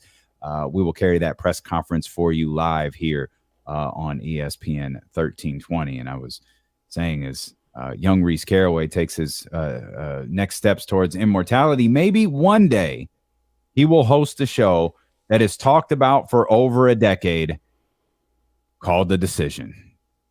12 years ago today, LeBron James made the decision to take his talents to South Beach in the most awkward way imaginable. And this moment, this show, this piece of sports media and sports journalism is discussed to no end. It is both fascinating and overrated, or over discussed. And I remember that night very vividly, sitting in a little apartment in Connecticut, angry that I was watching this show with such a vested interest. And I remember being mad at myself and equally angry as LeBron James for forcing me to sit through it. The decision 12 years ago. James Ham, where were you 12 years ago tonight? Man, I was peeled to the TV screen. But also, wasn't that Jim Gray? And oh, yeah. And it was something that Jim Gray thought up and then pitched. He pitched that to LeBron. And, I'm not sure. It's like he pitched when he was the sideline reporter for the Kings that they do a halftime special of him talking to Larry Fitzgerald. Like, why would people in Sacramento want to watch Larry Fitzgerald's special in the middle of a Kings game? Just wondering. So anyway, he's a legend, Jim Gray, but he's a hustler. Jim Gray is a hustler. He missed on that one. And it was Jim Gray coming off the Pete Rose situation where he almost accosted Pete Rose at the All-Star game in the Bay Area about, his gambling stuff. So yeah, there's so many, I feel like the further we get away from it, the more the legend of it grows. I feel like someone in Bill Simmons' camp did a documentary about it came from a Simmons mailbag. And it's okay, that's fine. It very well could have been a question that was in Bill Simmons' mailbag. I can tell you from just a million people said, hey, what if LeBron just announced it on a TV show? There was nothing new about that. And the one that I had always heard, though, that always makes the most sense to me is the Jim Gray version, because there's no reason whatsoever for Jim Gray to be a part of this. He didn't work for ESPN. And the way I understand it, when Maverick Carter pitched the idea to ESPN, they were like, we're not using Jim Gray. We fired him. They're like, look, we're not doing it if Jim Gray's not in it. So that was the concession they had to make, is allow Jim Gray to be a part of it. So the one that I have always understood to be true is Jim Gray. And I think there's a story out there. I've never heard David Stern say this, but I think there's a story out there that David Stern wanted it canceled. He was like, no, this is excessive. This is way too much. We don't want to do this. Again, never heard David Stern say that, but there was a story out there that he was not happy about this at all. Yeah, I wonder if Jim Gray knitted the sweaters. The whole entire scene was just it wasn't Boys and Girls Club. Yep, Boys and Girls Club. It was the Boys and Girls Club in Greenwich, Connecticut. It's you're telling me the Boys and Girls Club. Now, to be fair to the entire thing, that 60-minute special raised $6 million for charity. So don't crap on it completely. It raised all of the sponsorship money went to charity. Something I don't know if LeBron donated. I don't know. Another 3.5 million came from somewhere, and I think 2.5 million came from sponsorship, or vice versa. But I always thought it was funny. You're doing it at the Boys and Girls Club. That's awesome. You're doing it in one of the richest communities on the planet. Okay, that's weird. And I remember the thing starts, the camera catches LeBron James. He's got that look on his face. It's oh, he ain't staying in Cleveland. Then nobody who's staying at home has that look on his face. I'm curious where and if I think Chris Broussard, believe it or not, was one of the first to jump on the Miami thing. Stephen A, I feel really was going hard with it. So the Miami talk was pretty strong out there. But when that camera caught LeBron James for the first time and he had that look on his face, man, like that boy is not comfortable with what he's about to say. He a little shook up. Like I think it was my first year, I was sitting on the baseline at Arco talking to Paul Westphal in pregame, and Jim Gray and Marv Albert walked up, and it was a surreal. That was the first like super surreal moment that I had as a reporter.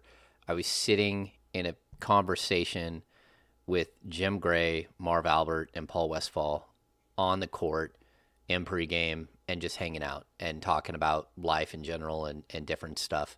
I didn't have a bad experience with Jim Gray when he was in Sacramento. I did with Bill Walton. I had a run-in with Bill Walton at one point, which was weird. But outside of that, Jim Gray, it was weird to have him in Sac, especially they replaced Katie Christensen with him. And, of course, the intention was to move the team to Anaheim and have Jim Gray and Bill Walton be fixtures of the broadcast in Southern California. And that, of course, never materialized because, it didn't, because of Maloofs. Much to the chagrin of many people who pretended like they cared about Sacramento when they found out they were moving to Seattle. What does a run-in with Bill Walton look like? Yeah, so I was young. I was a young reporter. So there's a window, just so people know. There's a window for us to talk to the coach. So between 5:15 and 5:30 is the home coach, and then between 5:30 and 5:45 is a visiting coach. Then there's and then we can go in the locker room. And we can go in the locker room from 5:45 to 6:15. So there's a half-hour window where we can go in and ask questions. But a lot of time there's no one in the locker room because they're out on the floor, they're not dressed yet, or in Willie Cauley-Stein's case, they haven't shown up yet. There's a lot of things that happen. But I was going to go sit with Paul Westphal, which I did every game. I would sit courtside with him, which he always did his in a different way, his scrum. Now it's like a press conference. Then it was like he would sit down courtside and everyone would just kind of huddle around him and he'd hold a press conference. So I went to go get my standard every single game conversation with Paul, and Bill Walton and Jim Gray come scurrying in and like sit on both sides of him. And I'm like, okay. So I kind of take a step back, and then a couple of minutes later, Devin Blankenship, former media relations staff, came over. He's like, hey, what are you doing? How come you're not over talking to Paul? I'm like, well, I didn't know. It's like Jim Gray and Bill Walton just showed up. And, you can't get a word in edgewise with those guys. I mean, basically that becomes a 15-minute Bill Walton press conference, not anything about Paul Westphal. There wasn't even a question asked, I don't think. It's just Bill Walton talking for 15 minutes. So the media relations guys were like, no, man. They don't have any right to be there any more than you do. Just go in there. And I'm like, all right, fine. So I go over, I take my mic out. And at that point, I think Jim Gray had not sat down. He was kind of standing there, and Bill Walton was sitting there next to Paul. And so I pulled my mic out, and I'm waiting for my turn to ask a question, which is never going to come because that's the way it goes. And Bill Walton out of nowhere goes, excuse me. And I'm like, yes. He's like, can you shut that thing off? And he's talking about my mic. And I'm like, okay. And then he's like, actually, can you just go?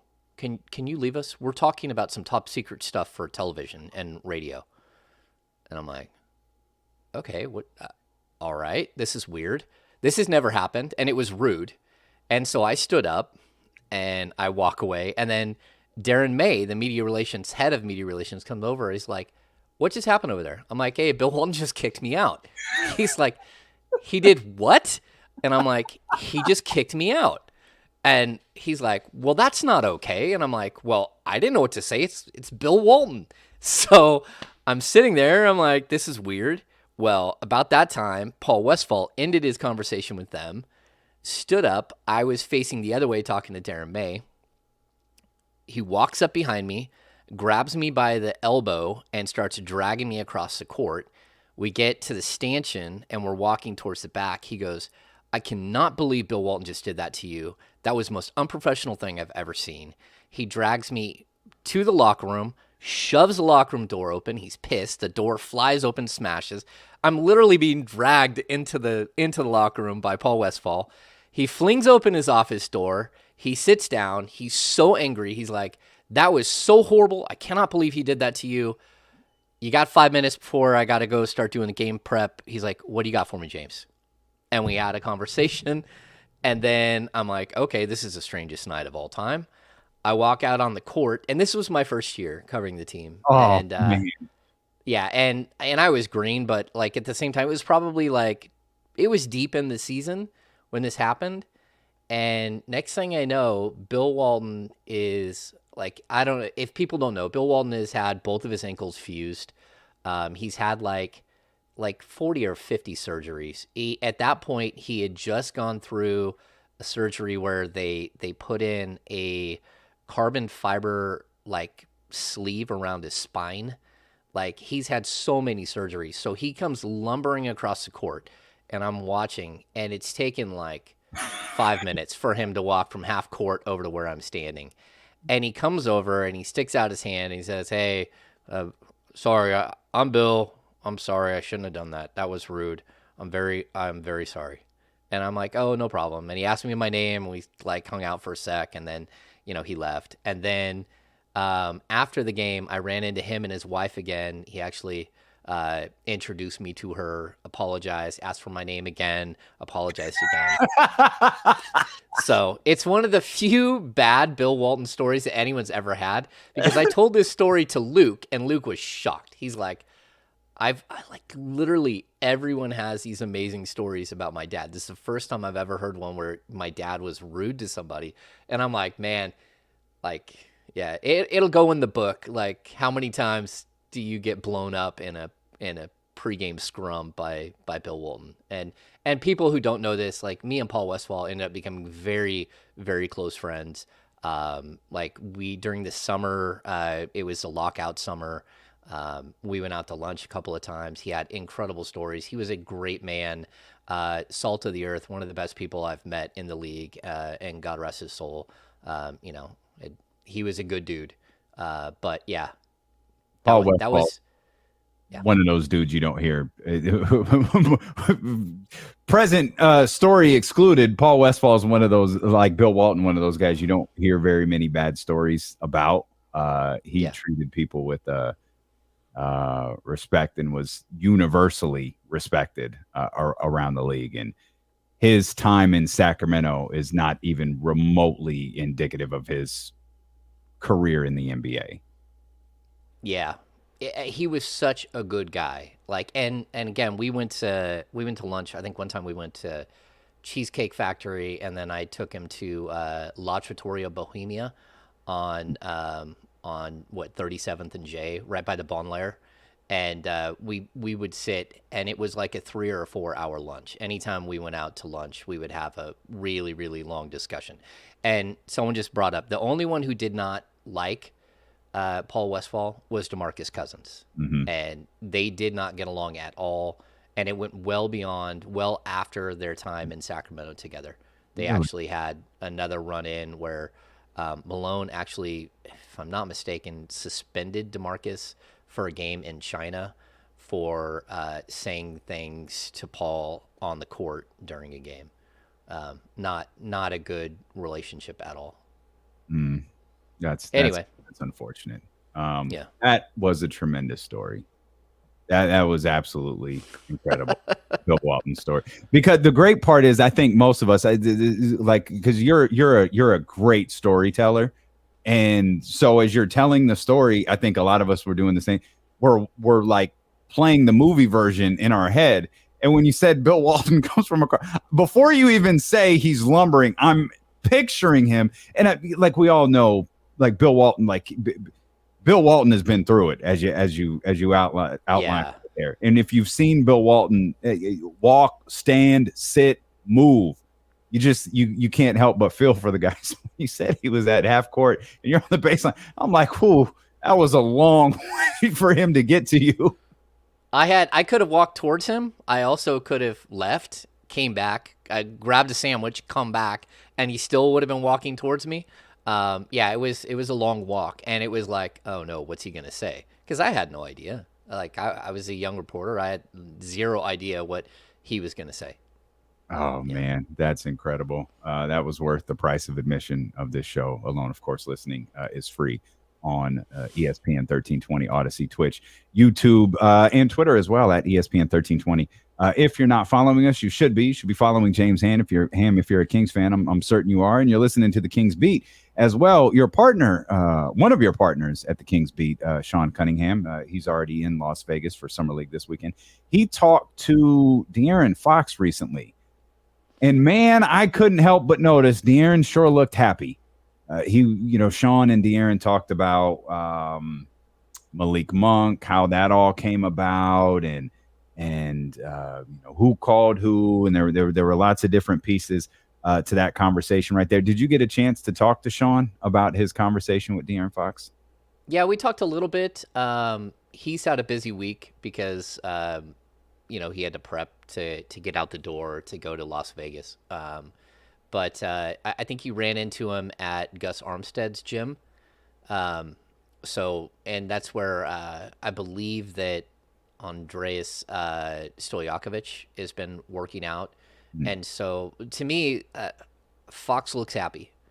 I know he's getting married this summer. It's funny. He's growing up in Sacramento. And it's really fun to watch players do this, where they come into the league and they're like these, crazy 19-year-old kids who say wild things. And, what the one time he was asked about like Tinder or whatever, and, he's like, oh, yeah, of course. Like he was always an open book when he was young. Now he's mature. He's got his fiance, Rosé. It's fun to watch guys grow up. And they're so much different when they come into the league than when they're 25, 26. And, he's got a lot on his plate, but he looks like he's ready. He looks like he had input on lots of things this summer. The Kings came to him about Malik Monk, which, again, I think was a way to engage him, to get him fully on board with what's happening. I think everyone in Sacramento knows that we walked into last season and Fox wasn't in the right mental state. He even looked like slightly heavy coming into last season. He lost a bunch of weight, like in the first couple of days of training camp. He had some, he looks swollen, like his arms and everything he just looked like he wasn't quite ready. And that doesn't seem like it's the case this time. I talked about it early in the summer. I was hoping he would spend more time in Sacramento. He would be around the team more, around the players here more, and I think we're getting that. I also think, the Kings will send guys out with him. I know Luke Lux is going out with him on his honeymoon to Italy, and he's going to keep training while he's out there. This is what you were hoping that you would get from De'Aaron Fox maybe 2 years ago, and I think it was 3 years ago when he came in and he was in this tremendous shape. And everyone just raved about him behind the scenes. And then it seems like he's taken a little bit of a step back in the last year and a half or so. And I'm hoping that he gets back on track because he's an elite athlete. He can be a full-fledged all-star level player. And I'm kind of excited to see what he looks like this year with like a perfect mental state coming into the season.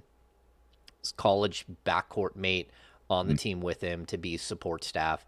Domantas Sabonis as a star big man next to him that can make him better, and a really good coach that he had some input on and knew about very much so, and liked the idea of Mike Brown coming in. So I think we're going to see a different De'Aaron Fox from the jump. Two things I don't think we should let fly under the radar. First, let's give proper respect to the soon-to-be Mrs. Fox for going along with the plan of having a trainer come along with them on their honeymoon so De'Aaron can work out shortly after he gets married. So let's acknowledge her part in that because she's a gamer. That's of course she's a ball player too, and so she probably completely understands this line of thinking. Two. Let's put ourselves in Luke Lauck's position for a second, who's worked with the Kings all of, 6 weeks? Hey, buddy, your first assignment is to go to Italy with De'Aaron Fox and his new wife to work him out while they're on their honeymoon. That's true. Because I got to imagine, I don't know Luke's personal, if he's married, perhaps his wife can come along. Perhaps all of a sudden they've got like a second honeymoon for them or a little adventure. Well, that, and I'll tell you, I believe she was on the Warriors staff as like an interim like player development coach with Luke and with Mike Brown. So De'Aaron's wife or Luke's wife? Oh, no, De'Aaron's wife. Yeah. Yeah, she's a ball player. Like once she played at Cal, right? Yeah, she played for Lindsey Gottlieb. Yeah, and then she had a cup of tea in the WNBA, but then she's a ball player, and she's been, it's good. She's been like a force behind the scenes to get him, shooting and all that stuff. Like, I think she's a positive influence. So I think she's on board with this. A top AAU program too, if I'm not mistaken. Yeah, she comes from a coaching family. Yeah, I would, yeah. She is fully entrenched in basketball. Yeah, she is a basketball person. Like, that's who she is, what she is. So, they found, it's cool. It's cool to have somebody that knows the game, knows what's going on, has a personality, has no problems lighting into media members when, they light into her fiance and then try to like come over and shake hands and be nice. She has no problems like, hey, is this who you are, or is it the one that lit my my fiance up the other day? So I'm just wondering who you are before we actually have a conversation. So she's good. She's it's good that they're moving forward on a path together, and this is It's called a ride or die, James. That's what she is. She's ride or die. I'm excited about De'Aaron Fox. We've said this and we'll say this until the season starts, and even after the season starts, that the key to all of this working is De'Aaron. And if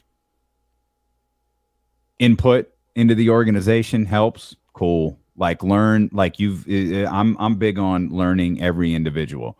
If this works for De'Aaron Fox, then keep De'Aaron actively involved, especially if you're in. And I think that was Monte McNair's first order of business, is to proclaim De'Aaron Fox our franchise guy. This is my first order of business. I'm going to extend this max contract, and we're going to work around him. Jaden Ivey looks like a great ball player. Keegan Murray looks like a great ball player. Keegan Murray was a better fit for De'Aaron Fox than Jaden Ivey was. We're building around De'Aaron Fox, and that's something Kenny had preached all of the time. Like, at what point are you going to show De'Aaron that you're investing him in with the other moves that you make? So I'm really excited to see De'Aaron. We're going to hear from Monte McNair as well as Malik Monk and Kevin Huerter coming up in about 45 minutes. We will carry that press conference, which is live in Las Vegas, live here on ESPN 1320. We have a poll question over at youtube.com/ESPN 1320. If De'Aaron is number one and Sabonis is number two, who is the third most important player on the Kings? 37% of you said Keegan Murray. 25% said Kevin Huerter or Malik Monk. Harrison Barnes making a late run here at 21%. And my pick of Davion Mitchell, dead last, 17%. Congratulations to the 17% of people who see things the way that I do, which I believe, of course, is the right way to see things. We'll come back. There's more Kings basketball we got to talk about. Trysta Krick's going to join us at the top of the 2 o'clock hour. She's live at Summer League. Matt George with us the final hour. Plenty more ahead here. We're dealing with James Ham on ESPN 1320. Good stuff. Hammer, I'm going to get up for a second. I'll be right back. Yep. Do we have any questions out there?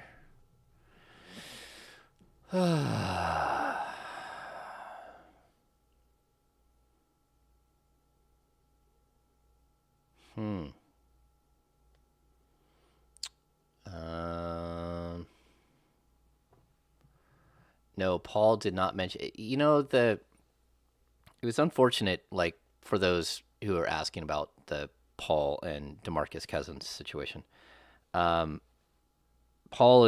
was a very, very religious man. And he also tried to instill like some pretty harsh discipline behind the scenes to get DeMarcus Cousins, a very young DeMarcus Cousins, to sort of figure things out. And that didn't work. And they really did not have a good relationship at all. So, yeah, not great. And that's, again, the only one that I remember having a bad relationship with Paul. He's a good dude. And his wife Cindy is amazing as well. Gone way too soon. How am I feeling? I'm feeling about, I'd say today, like 83%. I've had some good days. I've had some bad days, but I can't seem to fully shake whatever it is. Well, to shake the COVID all the way. I've cleared tests, but I don't feel great. What is my favorite McDonald's breakfast? It's an Egg McMuffin and hash brown. I'm a traditionalist.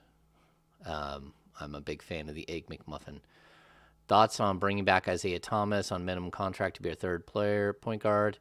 That's an interesting thought. I never considered that. I love Isaiah. I think he would come in and actually be a little scoring punch off the bench. But I also don't know if he's willing to take a job where he's not going to have a role. And I think the Kings would probably look for a longer, taller player than him, just so they could have some defensive versatility. Maybe like a 1-2 combo with length. I did not take steps back from Bill Walton, but I did make him walk the whole way. Because I didn't know if he was coming to talk to me or not. So in my defense, I probably would have walked over. What are the odds of extending Harrison Barnes? Not good. That's what I would say. That's just a feeling I've got. He hasn't specifically told me I will not return. But everything I've kind of, like the tea leaves. And he hasn't been here in Sacramento, which is not typical. He's usually around quite a bit, and he has not been around this year at all. And I think part of that is because they had a baby. And so, home is where the heart is. He's going to be around home a lot more. And it's much more difficult to up the family and move him somewhere for a summer or for a couple of weeks than it was when you're, just a young married couple. Where is his home? Is it Texas? Oh, I don't know. I think he has a Bay Area home. Oh, okay. And then I think on top of that, like he's got something in Ames. Although his mom was out here with him a lot of the time. But like I think he still has a like family stuff back in Ames, Iowa. Let me see. Anything else? Damian Jones. That was a lack of opportunity, I think, more than anything else. And from what I know, the Kings were gonna hold on to Rashawn for right now, and so there would not be an opportunity. Yeah, it didn't make sense. We're coming back.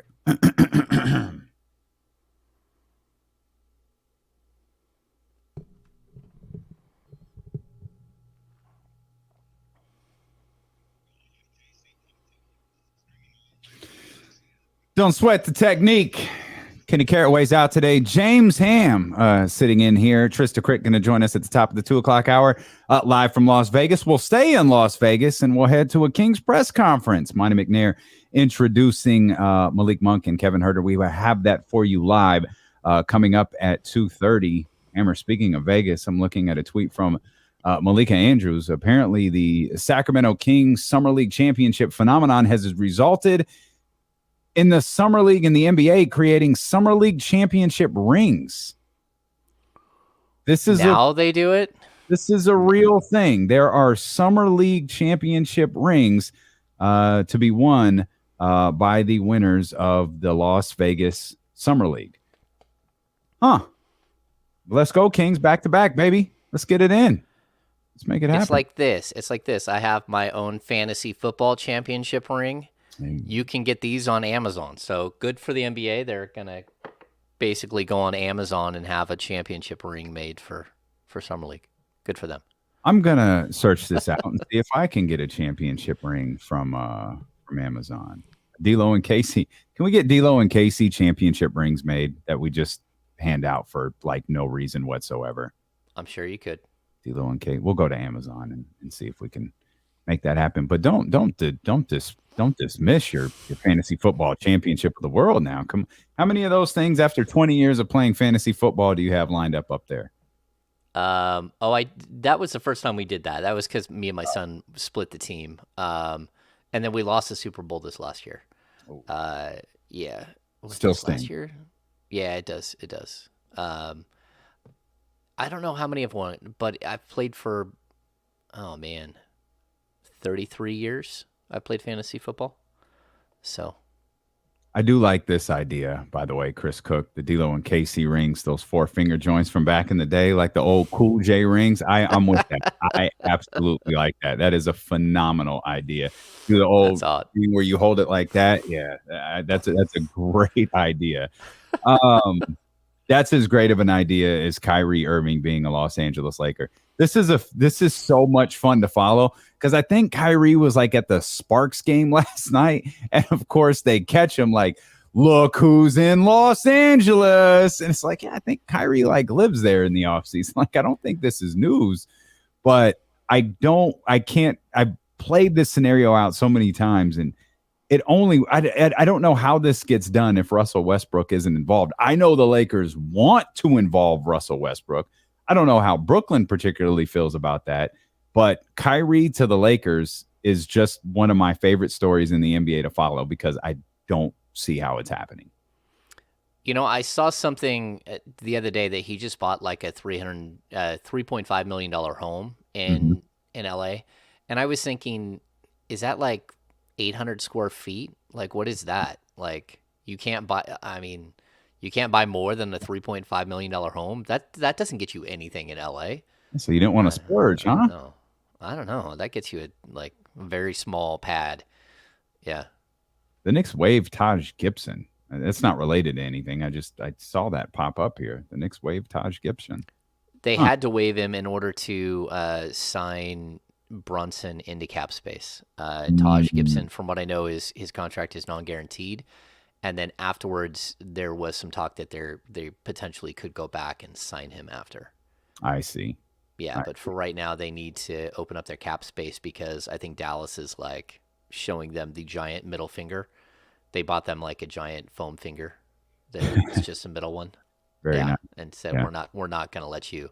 We're not going to trade Brunson to you for anything. I don't blame them. Like I always, and I know like what normally comes into play with that, like the trade exceptions. Like I never understand why teams do that. Like Cleveland, when LeBron left, when all of those guys left their respective, like they all were traded. Like Chris Bosh was traded. LeBron James was traded to Miami. It's like for what? I don't even know what Cleveland wound up doing with that money that they had. I'm sure that I don't know what Toronto did with it, but I'm always fascinated by teams who lose out on something or lose out on signing someone, and then go, okay, we'll do a sign and trade. All right, fine. We'll help you out here. I love that Mark Cuban is being vindictive, going, no, y'all figure it out on your own. Figure it out. Wave players, do what you got to do. You've already cleared $30 million plus of cap space anyways. You can clear a couple of more to sign the player. Yeah, I think if I was Cuban, I would say, okay, well, I want like 2 first-round picks. That's how we'll make it work for you. Mm-hmm. Because it does help them, the way they structure a deal and everything. It does help them to make it a trade. And not only that, but you'd get a giant trade exception and stuff like that. So, I don't know. I mean, there's advantages at the last second. If you're going to lose a guy, you might as well get something out of it. But what do I know? I cover the Sacramento Kings, and they lose guys all the time, and they get nothing out of it. Yeah. So that's kind of the way they roll. So back to Harrison Barnes. No, I was just kidding. That wasn't a segue to Harrison Barnes. I laughed because stop me if this sounds at all familiar. This is looks like it's courtesy of something on Spotify. I don't know who exactly to attribute it to, but it appears there's a divide within the Lakers. LeBron James wants Kyrie Irving, but the Lakers want Miles Turner and Buddy Hield. Does this sound familiar? Anybody? LeBron James wants a certain player, but the Los Angeles Lakers want someone else. That feels like a cop out a little bit to me. Yeah, and I'm confused. Are they offering Buddy Hield and Miles Turner for Russell Westbrook? Because for 1 year rental of Russell Westbrook, I don't think Indiana's doing that. I mean, Indiana has some cap space, but you're not going to do that move so you can get like a, I don't know, what are you going to get their 2027 first round pick? That's not worth anything. It's a Lakers pick. Did Indiana throw themselves in the, like, aren't they in the DeAndre Ayton thing somehow? Yeah. Like I think I read there was there's a rumor, there's talk, a conversation, whatever, take it whatever it's worth, that Indiana may throw an offer sheet at DeAndre Ayton. Yeah, it's interesting because they have a ton of cap space. San Antonio has a ton of cap space. There's not a lot of other teams out there that have cap space. And to throw like a major deal at Ayton, you might be able to get him. But the crazy thing is that we're so far into free agency already, and it hasn't happened. And typically when you want to upset the apple cart, you want to make someone make a rash decision on a restricted free agent or not, you do it in the midst of free agency, like right in the beginning. So then that way it messes with them and, makes the decision that much more difficult because it ties up money and all that stuff. So like, I'm kind of surprised because now, again, the Suns will have a few days to contemplate whether or not to match that offer sheet.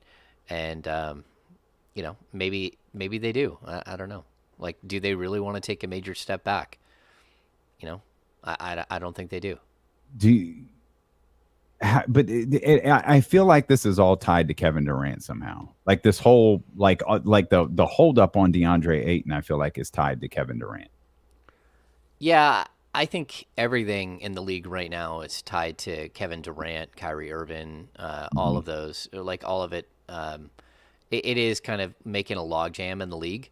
And once that breaks, I think it's going to be like crazy. There should be 4 or 5 transactions to go through. But, is Atlanta waiting around to see what they can do with John Collins? Are they contemplating getting into the sweepstakes for Durant? I don't know. What they're asking for Durant is so outlandish, though. I don't know if that Minnesota deal is right, that's being reported, but that Brooklyn called and asked for Cat and Ant-Man and 4 first-round picks for KD. It's like, what in the world? So, yeah, I don't know what we're going to see here, what kind of trade we'll see for Kevin Durant, but I also think that there's a possibility that they dump Kyrie and then Durant says, okay, I'll stick around. I feel like Brooklyn's asking prices for a player that they don't really want to trade. Like, that's why they're making all of these outlandish, if you believe, I mean, what we heard one, allegedly, I think it was Minnesota. It was Karl Anthony Towns, Anthony Edwards, and 4 number 1 picks for Kevin Durant. And it's like, that's a Brooklyn Nets team that's not trying to trade Kevin Durant. Because they know damn well Minnesota isn't going to say yes to that. So, hey, we tried. Kevin, we're trying. We're doing the best we can here. Yep. I'm sorry to bring this up. There is another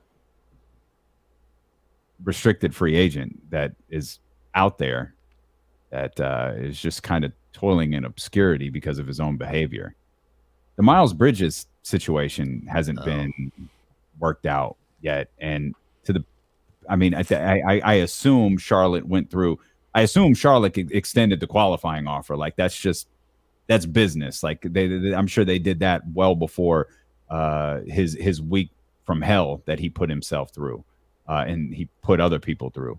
But that's still out there. I don't imagine he's being thrown out of the league. Like, that's a decision Charlotte's going to have to make. And when you get back to the uncomfortable aspect of this being professional sports, that's a decision that other teams are going to have to make too, because you can still extend Miles Bridges a qualifying offer. Yeah, but that qualifying offer is nowhere near the $100 and whatever $1 million deal he was going to get. I don't know what they're. But teams can extend him an offer. Oh, they're saying that Charlotte pulled a qualifying offer. Oh, I did not have that. I did not know that. Yeah, I didn't know that either. Yeah, that's crazy. I don't know what you do with him. You don't touch him with a 10-foot pole. And it's horrible because I don't think that happened.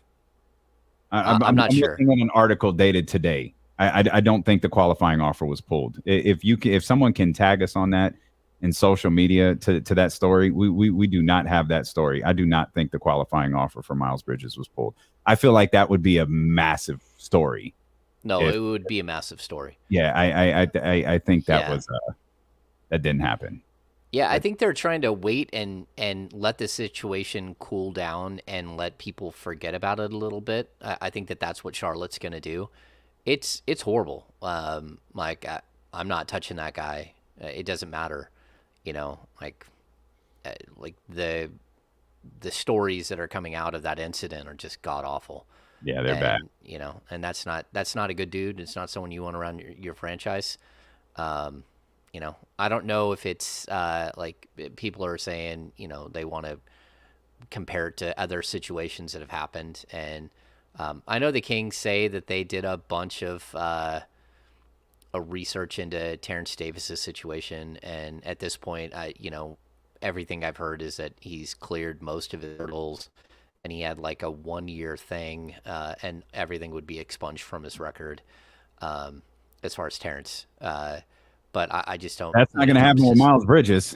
No, when it comes to that. No. And I mean, what's he going to get? Is he going to get a 30-game suspension, 40-game suspension? I don't know. What is the league rule on that? They can suspend him for as long as they want, right?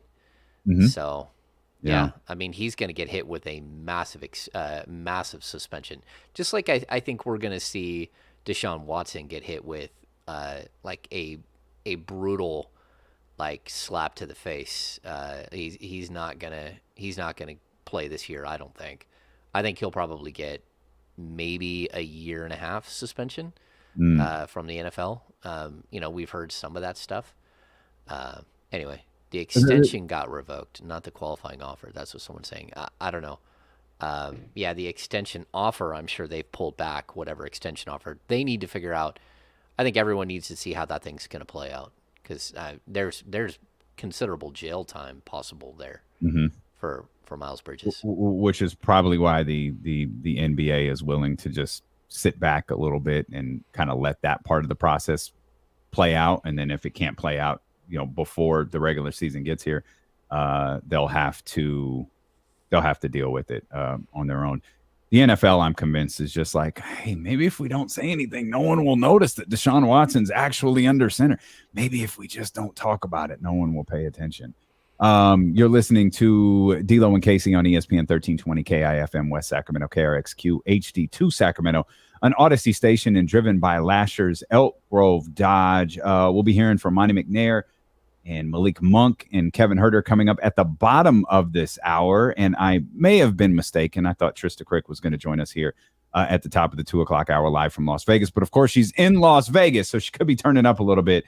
But if she joins us, we'll throw her here on the live stream. If not, obviously, we will catch up with her next week. But I love the idea that the entire league is on hold because of Kyrie Irving and Kevin Durant. And I do not see any path that you talk about things playing out for a long time. I think the Kyrie Irving, Kevin Durant thing is playing out for a very long time. Like, I don't think there's a resolution. I don't think there's a Kyrie trade. I don't think there's a Kevin Durant trade in the upcoming weeks, man. And maybe not even until we get closer to training camp.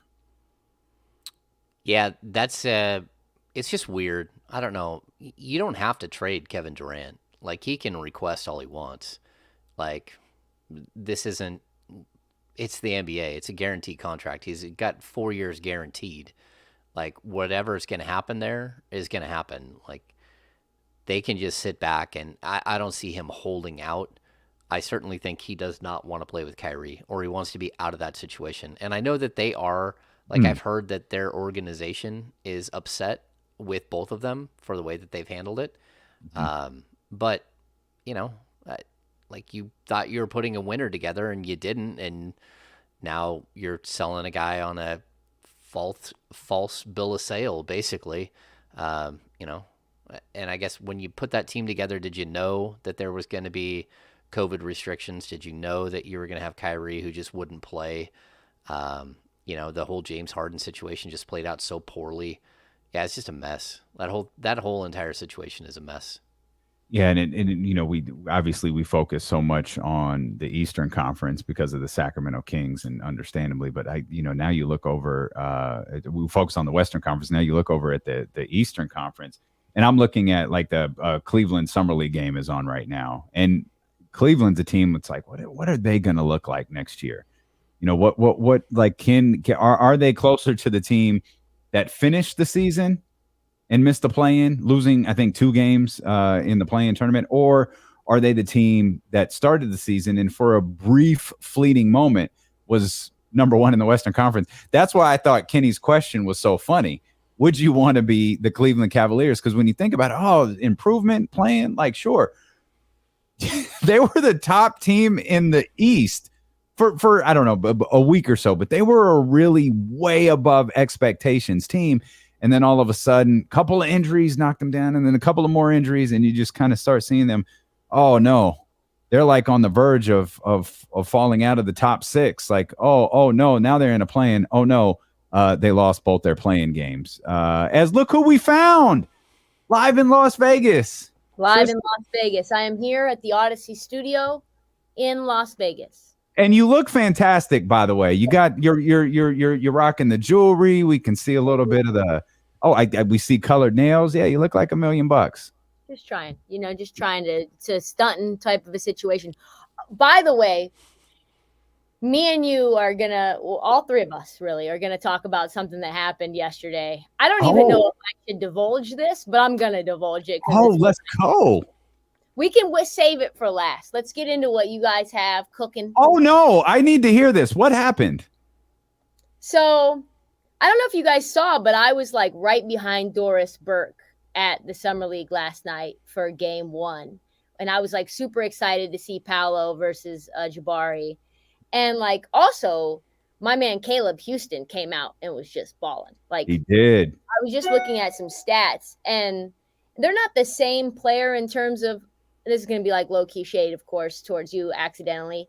They're not the same player, but like if you look at their per 40s, Keegan Murray's freshman year versus Caleb Houston's freshman year, not super different. 19 versus, 21. So he looked great. He looked amazing. But anyway, so I sit down in the front, like middle row or whatever, and right behind me is your guy, Davion. Okay. And Davion and his crew, a couple of G League guys who I think got cut or waived from the Kings, are just literally cooking every single player that they're watching the entire time with viciousness. Like, the vicious rhetoric had no bounds. Like, when RJ Hampton got benched, they said a stench had left the building. Oh, my gosh. I mean, you're talking about like next level, like just smack talking you can't even believe. And it went on the entire game. Like, I'm talking about there was no dead air. And people would come up and give him daps, and he'd be like, oh, hey, what's up? Nice to see you. Great to see you. Don't even know who that guy is. I hope he never speaks to me again. Like, oh, my goodness. Amazing. Like overtime, Megan comes by, and overtime, Megan has like 2 million TikTok followers, and some guy says, oh yeah, she's got 2 million followers, and he goes, why? That's a fair question. It was just, it is a fair question, but it was just, and they kept this, like, the bet, they were going to bet him and his friend, like a friendly wager between Orlando and Houston. They were just taking, money line or just taking outright bets. And it was like, bet off, bet on, bet off, bet on. It's like, that's not how that goes. You can't do that. But it's like eye-opening. It was eye-opening. And he was like, yeah, there's not too many guys that can stop me. Like, it was just like, bruh, like, it was just something to behold, as knowing that I was going to go on this show, this lovely, esteemed show. I wouldn't leave. I held my pee for a long time. Well, you can't leave there. You get up, someone takes that seat. Yeah, it's true. It's true. Yeah. That's fantastic. I don't know. What is you guys' experience with Davion in general? Like, is this like on brand? Is this off brand? Like, Hammer, that's a better question for you. Yeah, it's with the world of Zoom and podium press conferences not being in the locker room and stuff. We haven't got to see a ton of his personality. I know he's funny. He's not super comfortable with the media, and that's something that they're working on a lot with him. But it makes sense that he would be a bit of a trash talker, and that's hilarious. It used to be that we used to get to sit on the floor at the games, and we would hear all the craziness that would happen while you're watching a game, like Matt Barnes calling out Jimmer Fredette and just wild stuff that you would hear that close to the floor. But we don't usually get to watch a game with the players, so I think it would be fun. Yeah, it was an experience. I tell you what, it was an experience. He was like, he had it in his mind. He had already made up he was going to Euro step as soon as he crossed half court. He had already decided. It didn't matter who was in his way. He was like, yeah, I don't know why he shot. That was so contested. 2K wouldn't even allow you to shoot that shot. Throwing in 2K lines. You and James are dropping some gems here today. Okay, so how did Davion's, once we get past Davion's trash talking through the entire games, Paolo actually, now that I think about your list, Paolo wasn't very high on the list of players that you wanted to see, was he? That's because he's not intriguing at all to me. I already know he's dominant. I'm already sold. Oh, right? Okay. And did he reward that confidence last night for you? Yeah, man. He is. I cannot express to you and anyone else that I can is that, like, there is no words for how big Paolo is in person. Like, he is. Like the analogy that I was talking to my friend about this with last night is like, like the little army men, and like the army men are like this big, right? And then, so say there's like an army man that you take a photo of that's actually like this big, all the same proportions, but you can't really tell if you just take a photo, right? It just is the army man just like zoomed in, or what are we talking about? You need scale, and you need like to be like the depth perception of real life to really feel it. And it's like he's got all the proportions of a normal human fit man, but like 1.5x, and does all the things that normal 6'1" guy would do, but with like power and strength of someone who's like Charles Barkley size. It's incredible to watch in person. And I saw him the ACC tournament in Barclays. When I saw him up close, I was just like, Jesus, and it gave me that same feeling again when he walked through the breezeway. I was doing a hit with BetMGM tonight, and I was just like, there he goes again. I think his head could hit the ceiling, and he impressed in terms of his ability to pass, his jab step moves. You can tell he's been working on that. He's got the mid-range game. He obviously can shoot from 30. But I think what you see in him is like Orlando's going to give him the ball. He's going to be a high usage player. Who cares that they have Cole Anthony? Who cares that they have Markelle Fultz? Like, who cares that they have a plethora of other guards that you may or may not know? Like, he's going to get the ball a lot, and he's going to facilitate and get guys involved. It's going to be really intriguing, I think, to watch. And on the flip side, because I would imagine you want to go there too, it's like, I'm not sure how much Jabari is going to get the ball in Houston. He was having a hard time getting the ball from Ty. You think Jalen Green is going to want to get Jabari the ball early? Like, he's going to have to be on the elbow like he was last night and demand the ball there instead of doing it like Paolo on the perimeter. Not that this is a surprise, James, before you jump in, but I think you'll appreciate this. Chris Haynes just reported 2 years, $122 million for Dame Lillard. That extension is being signed. Dame Lillard and the Portland Trailblazers close to finalizing an agreement on a 2-year, $122 million extension. Yeah, it's a little bit of cash. Hey, question, Ty, did he look like he leaned down at all? Because I know at the combine for a point guard, he posted like almost a 15% body fat, which was super high. I was just confused by that.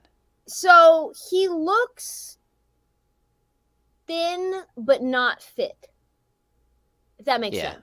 You know, like, and I hate to say it in comparison to like women, but like, you know that there's girls that they're lean and they look good in like a size 2 shorts, but like they don't lift or work out. Like their genetics are just they're like a rail.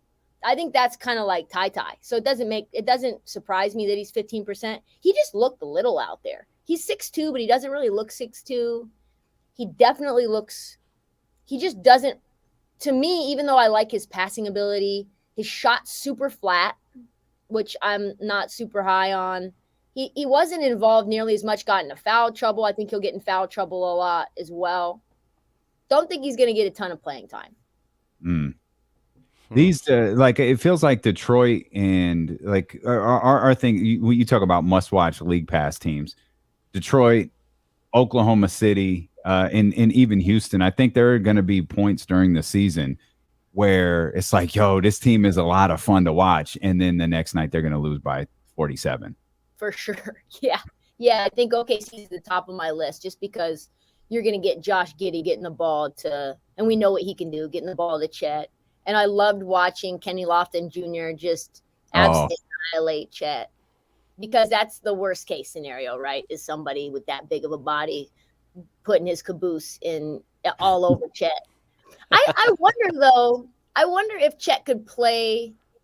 And the question, I guess, too, and I'll ask you guys both what you think, is does Chet have the lateral quickness to play 3-4 out on the perimeter? You know what I mean? Like be a perimeter defender versus having to go up against guys like Lofton. Or if it's a bad matchup and you end up having to like be on Embiid, like not be on Embiid and be on somebody else.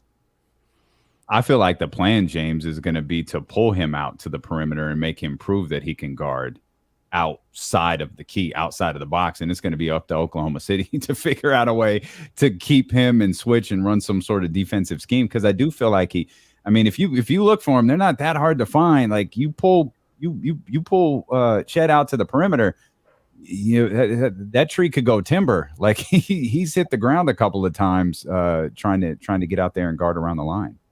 Yeah, but he's so smart in the pick and roll, and he's really a good defender. He's such a smart defender. I don't think he's going to have a lot of problems. I wonder, like your question, can he play the 3? I think that's probably like, that would be really intriguing because he does have, the mobility. I just don't know if he's quick enough.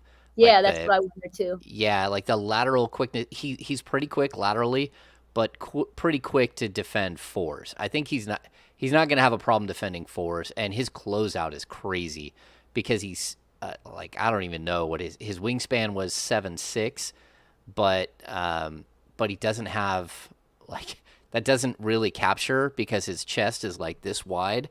Yeah. So his arms are so incredibly long. He's not like a big broad shoulder guy. So like if you haven't seen Taco Fall there, Taco Fall is like one of the biggest human beings you're ever going to see. Him and I think Aaron Gray was the other one that stood out as like one of the biggest human beings I've ever seen. But Chet is so narrow that he's got to have like his arm length would be really interesting to actually measure as opposed to some of the other tall guys. I think he can play the 4 like consistently, and he's probably going to play a ton of 5 for them.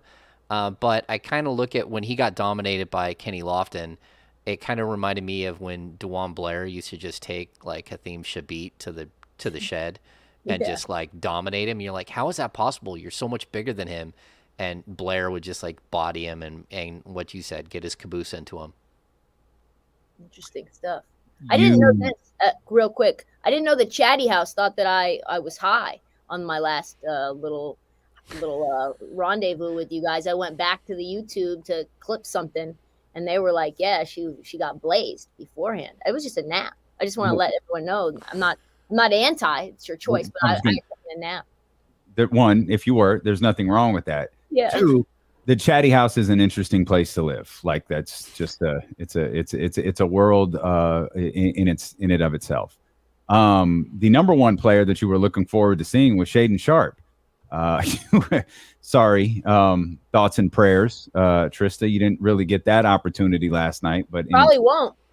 Yeah, James and I were talking about that earlier. Like, it doesn't take much to get yanked from Summer League. Shoulder injury, all right, buddy, you're done. And it's of all of the players probably in the entire draft, certainly for you, being a Portland fan, you want to see Shaedon Sharpe. But I think NBA fans were like, it's the one player we literally have nothing on. Can we see this kid play? And very quickly it was, nope, sure can't. I think I saw one package, like one move.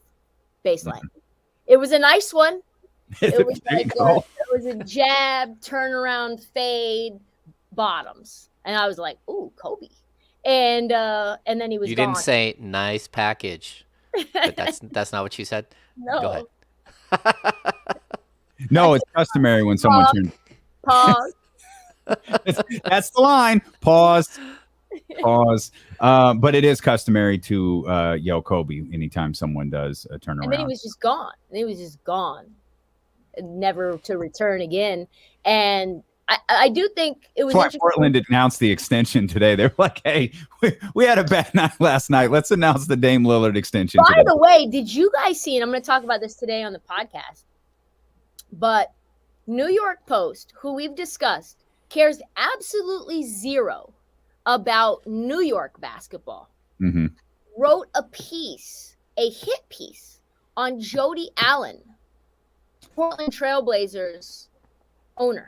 New York Post, accusing her of smuggling giraffe bones from Botswana and Antarctica, and saying that, like Larry Miller quotes, who used to be the president of basketball operations for the Blazers and also worked for Jordan Brand for a long time. He was quoted as saying she's creating a toxic work environment, and that Paul Allen's former roommate wants to hold on to the team as long as he can, and that he's running the show, and that she's also sexually harassed multiple. This is just all in the article. It's not my opinion.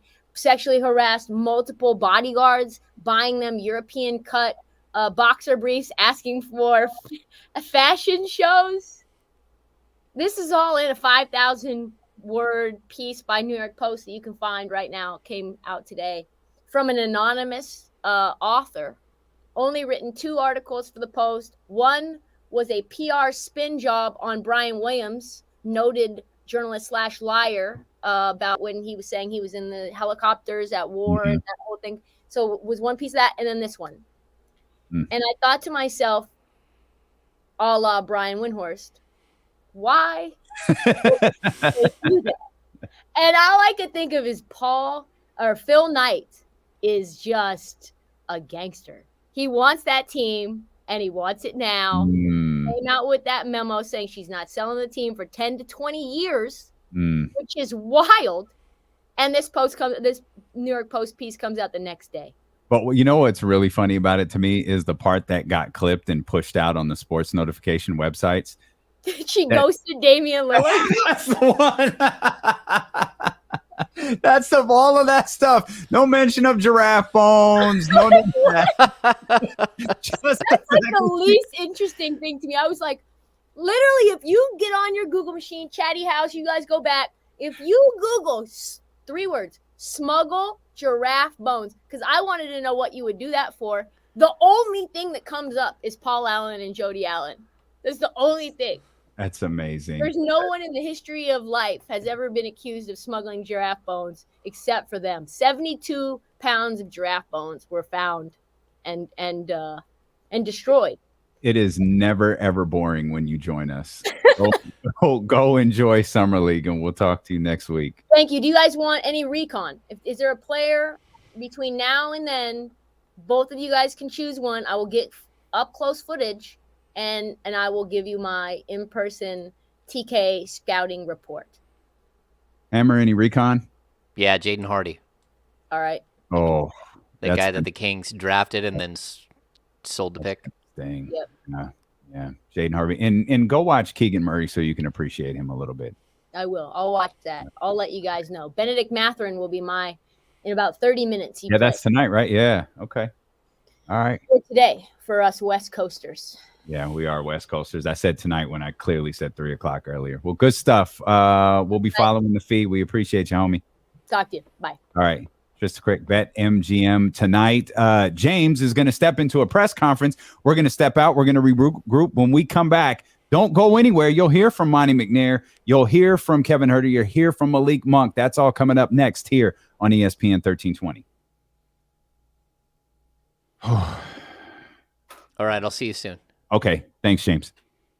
All right. Hammer will be back with us. He's got to go work. He's got to go to the press conference. So I will get us all situated. I did want to pull up. Sorry, Jesse. I know these days are hard because James can't hear you. So you're doing a great job, man. Oh, you've got to cut that Davion story. That was, yeah. I mean, that feels like it would be a good highlight. That was. Oh yeah, that's good too. Yeah, you're right. That's good too. Let's get everything ready for the press conference. We can carry that live. I need to turn that down. Just forgive me, loved ones. I just need 1 second to get into Zoom because I have to get into Zoom on 2 different devices. And open.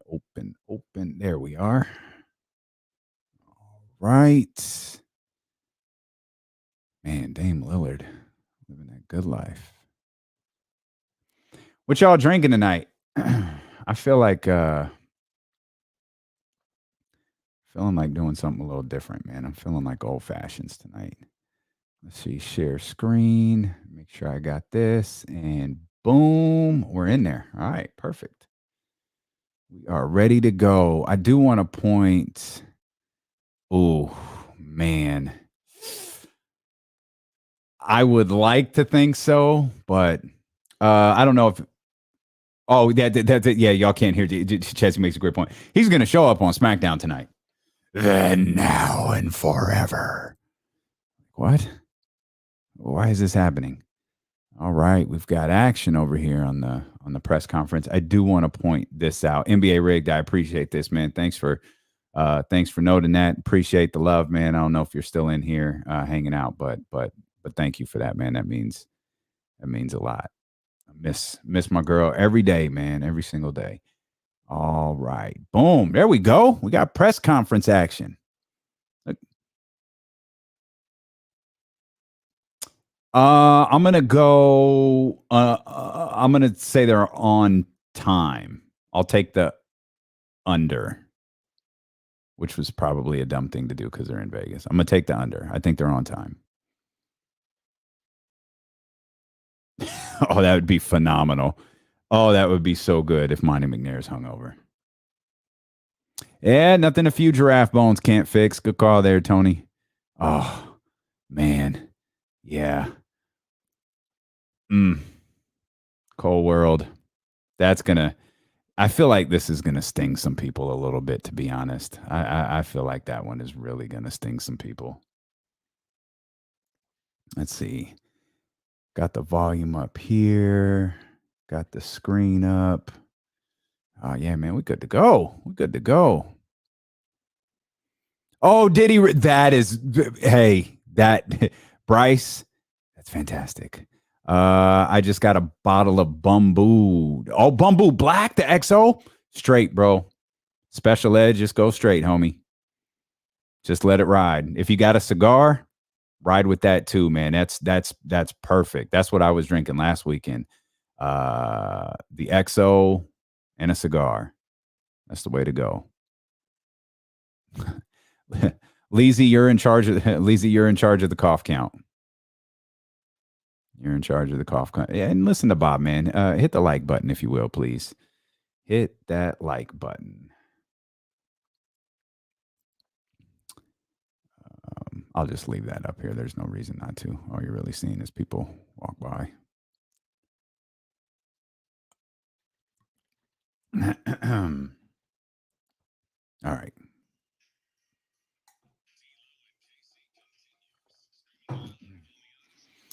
Kenny Caraway is out today, and James Ham had to leave me. He had a press conference to go to, the same press conference that we'll be going to here in just a couple of minutes. We're carrying it live here on the Odyssey app on 1320 AM. If you want to watch along, you can. Twitch.tv/ESPN1320, YouTube.com/ESPN1320. We're even live at ESPN1320 on Twitter as well. We will go to Las Vegas, where Monte McNair will introduce Kevin Huerter and Malik Monk coming up here again in just a couple of minutes. James Ham will return following the press conference, return here to the radio show following the press conference. And Matt George is going to join us in the final hour of the show. He's headed to Las Vegas tonight. We'll talk Kings basketball with him. We'll talk Summer League basketball with him. Big thanks to Trysta Krick for joining us in the midst of a busy weekend for her in Las Vegas. And the Davion Mitchell Summer League story is wonderful. If you missed it, you could catch it on the Odyssey app. You can catch it, wherever you listen to this show on demand, because it was fantastic and it's very, very much worth hearing. Summer League games are happening right now. It's kind of the cool thing about Summer League games happen all day. I'm looking at what do I have here on the TV? I have San Antonio and Cleveland, and it is packed in there right now. As those are watching can see that Monte McNair and we're getting the jersey showing for Monte McNair, Malik Monk, and Kevin Huerter, your newest members of the Sacramento Kings. Malik Monk wearing number 0, Kevin Huerter wearing number 9. As the three sit down now, we will go live to Las Vegas for this press conference. Actually, we'll wait. It still looked like Monte McNair is situating his microphone, so when he starts to give his opening statement, we'll go to him live. He looks like he's ready to rock. Good afternoon. He's see a happy, few familiar smiling faces, a few on Zoom, but thank you for joining us here in Las Vegas. Thrilled to be here with Malik Monk and Kevin Huerter, two of the newest additions to the Kings here. I'll do a brief intro, then I'll hand it over to these guys. I know you want to speak to them, but obviously been a busy couple of months for us. We knew we had a big off season coming up, and we had a head coaching spot to fill. We had draft, free agency, trade season, and we knew we had goals going in about what we wanted to accomplish. Certainly adding shooting, size, versatility, defense, depth. As well as a coach, and a lot on our plate. And, we don't think we're done, but we never feel we're done. But I think with these two guys, two pieces that are going to fit great with the rest of our guys and give us a lot of those things that we were looking for. So for Malik, coming off a career year with the Lakers, I think career year, shooting the three, scoring the ball, somebody who we know can score, shoot, play both ends, and showed he can do it in a completely different environment. And so we're excited to bring him on. Kevin started in the playoffs, can score a variety of ways, play, make, shoot, defend, rebound.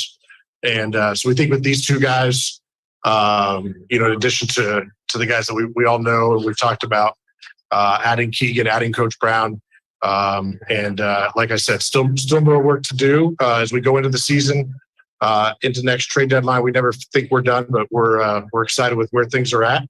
I think with that, I'll leave these guys if they want to say a quick word before we get to questions. Got something, kid? Got anything? You got something? Yes, obviously excited to be here. First time getting traded. That was obviously, I'm sure everybody saw in the tweet. That was, I had a vet tell me in my first 2 years, like, you never experience a true NBA until you get traded. So that for me was like my true first NBA moment. I feel like it's the first time you change teams, you get to meet a whole new group of guys in the organization. So really excited to be here, feel wanted, and excited to get started. Yeah, same thing. Pick up back what Kev said, man. I'm just ready to get on the floor, man, and get this thing underway. All right, questions? Hey, Monte, just to have these guys up here with you, and when you set out to kind of put this roster together and begin your off season, is there any part of you that's a little surprised to be sitting there with those guys and kind of check those things off your box for you? Yeah, we're certainly thrilled with where it ended up. We always talk about keeping our options open, our flexibility, and being aggressive when the time comes. And so with Malik, using our mid-level and being aggressive there, and with Kevin, using a first-round pick to go and acquire him. And so when those opportunities came up, we pounced. I wish we all had the magic 8 ball. We knew exactly what was going to happen, but we felt good about our options as we got into July. And with these two sitting next to me now, certainly feel comforted. Malik, we talked with De'Aaron Fox. He said that he was obviously involved. You guys go way back. What were your conversations like with him before you signed, and what's it like knowing that you've got such a good friend already here in the organization? Yeah, I talk to Fox every day, man. So it really wasn't a conversation right before I signed. Got a call from Sac. Said they wanted to offer me, man. Then I called Fox to see what he thought about it and made a decision after that. But yeah, man, I'm ready to play with my teammate, my brother. Hey, Malik, Deuce Mason. How's it going, man? I'm good. What drew you to Sacramento? Like, what appeals to you about this situation? The style of play. They play up and down, and that's what I'm used to. Especially, I'm used to how Fox play. I like how Sabonis plays. I like how Rashad plays. I really like everybody on the team, man, because they just get up and play and know how to play together. And I think I can contribute to that a lot. And Kevin, for you, like getting traded, like what are the initial emotions? And then after you have time to process it, kind of what went through your mind? Yeah, I mean, I think right away you think of everything you have to do off the court to kind of make a trade work. You got to move across the country. Your life picks up and moves. I think that was the initial reaction for me. And then, the more I thought about it, kind of similar to what Malik said, just the fit. I felt like for me, it was going to be a really good fit. The makeup of the people we had here. Like I said, relatively new front office, brand new coach. I think just trying to get everything restarted, get a reset here. And some I obviously got more and more excited about the more I thought about it. For Kevin and Malik, Mark Spears, ESPN Landscape. The team has not been in a postseason for a long time. I talked to Keegan, and he has some optimism that this roster can do it. Just want both your thoughts on that. And is this roster talented enough to make that kind of push? Yeah, I think that makes us relax a little bit more, playing with no expectation, because we go out there and play. And I think we got the right amount of vets, the right amount of young guys to come together and do this thing. And I'm just happy to be a part of it and happy to contribute the first part of it. Yeah, similarly, obviously that's the first thing you hear of. The second you get traded here, how long it's been since you made the playoffs. And like Malik said, again, the makeup we have here, I think the group of guys that have already been here, who they're bringing in, the style of play, how we're going to play is something that everyone's excited about. And there's no reason we shouldn't be in the mix for sure. Monte, you mentioned you're never done looking to add pieces, and obviously the trade deadline is far away. But are you at a point where you can kind of settle in and this group of guys can get into a routine without changing any pieces? Yeah, I think adding these two guys, certainly, as I've said, will fit with the guys that we have. We're always going to be opportunistic, and the NBA calendar never sleeps. Certainly, a little more activity at certain periods, but we're continuing. If opportunities present themselves, we'll take advantage. Big, small. If not, we'll take it into the season. We'll maintain our flexibility. That's a big thing that I preached, and it allows us to do things like this when the time comes. So that's going to continue to be our plan. We said aggressive and disciplined, and that's sometimes it's one, sometimes it's the other. Hey, Kevin, you mentioned about the postseason and just you had the taste of it in Atlanta, taking kind of a younger team and getting there, and maybe it was a little bit of a step back last year. What do you think that experience can do for you as you step foot here in Sacramento? Yeah, I mean, that experience, it's everything. There's other guys on this roster, HB and Sabonis that have played in the playoffs, and other guys who obviously have as well. And it's kind of an experience and the feeling of it. The level of competition goes up, and your level of focus goes up, and it's all just it's invaluable unless you played in it. And I've gotten a small taste of it. Last year, wasn't obviously the expectations we thought we were going to reach, but to win 2 playoff series and almost get to the top of the mountain and to reach the finals and come that close, it obviously when you change organizations makes you hungry to get back. And Malik, just I don't know if you would agree with this, but I hear many talk about the season you had last year being your finest yet. And how much do you take from that and use that as any encouragement as you step into a new situation again with somebody that you obviously know so well? Oh yeah, for sure, man. I haven't been to the playoffs like them, so that's another boost to me, man. Coming in here and knowing that everybody wants the same thing, same results and things like that. So I just come in here with a free mind, man, and knowing what I could do, and just really just go out there and try to help the team anyway, whether it's scoring, playing defense, making plays for guys, doing everything like that, man. So I'm just coming in and be a complete competitor. Yeah, Malik, you talked about playing up and down and that being something that was attractive to you. I'm just curious, what makes for a better highlight? You catching a lob from the air or you throwing much to them? Oh, both. Come on, you can't give me one or the other? Both gonna look good, man. Fair enough. And then Monte, I'm curious, obviously these guys check shooting. That was something that was mentioned a lot throughout last season. Was it also a priority to you to get guys that are young and fit that same timeline like these two? Yeah, I think we've talked about, we want to get into the playoffs, right? We want to certainly break that streak and get that taste, as kind of Kevin said, and get that experience. But for us, it's not about just getting into the playoffs one time. It's about getting there, staying there, and competing further into the playoffs. And guys who are, I think, 23, 24, whatever they are, their best basketball is ahead of them. They've already shown what they can do in the league, though. And, so I think that's, certainly something that we've looked to do with our team is build it where we can not just take one step, but take the steps after that we want to achieve. And Kevin, do you love the Red Velvet nickname? Does it go from Atlanta to Sac, or does it die in the trade? No, Red Velvet can move. It can move with us. I was talking about it at lunch. I said, the media, everyone outside the team, you can use Red Velvet. Sign our team on cap. Let's keep it nice and simple, but I'm okay with it. They can move with us. All right, let's go to Zone. Jim Patrick, go ahead. Hey, this is for Monte. Monte, I'm with the Sacramento Bee. Just wondering, how the offseason moves have affected the defense, and whether you agree the team needs to get better on defense.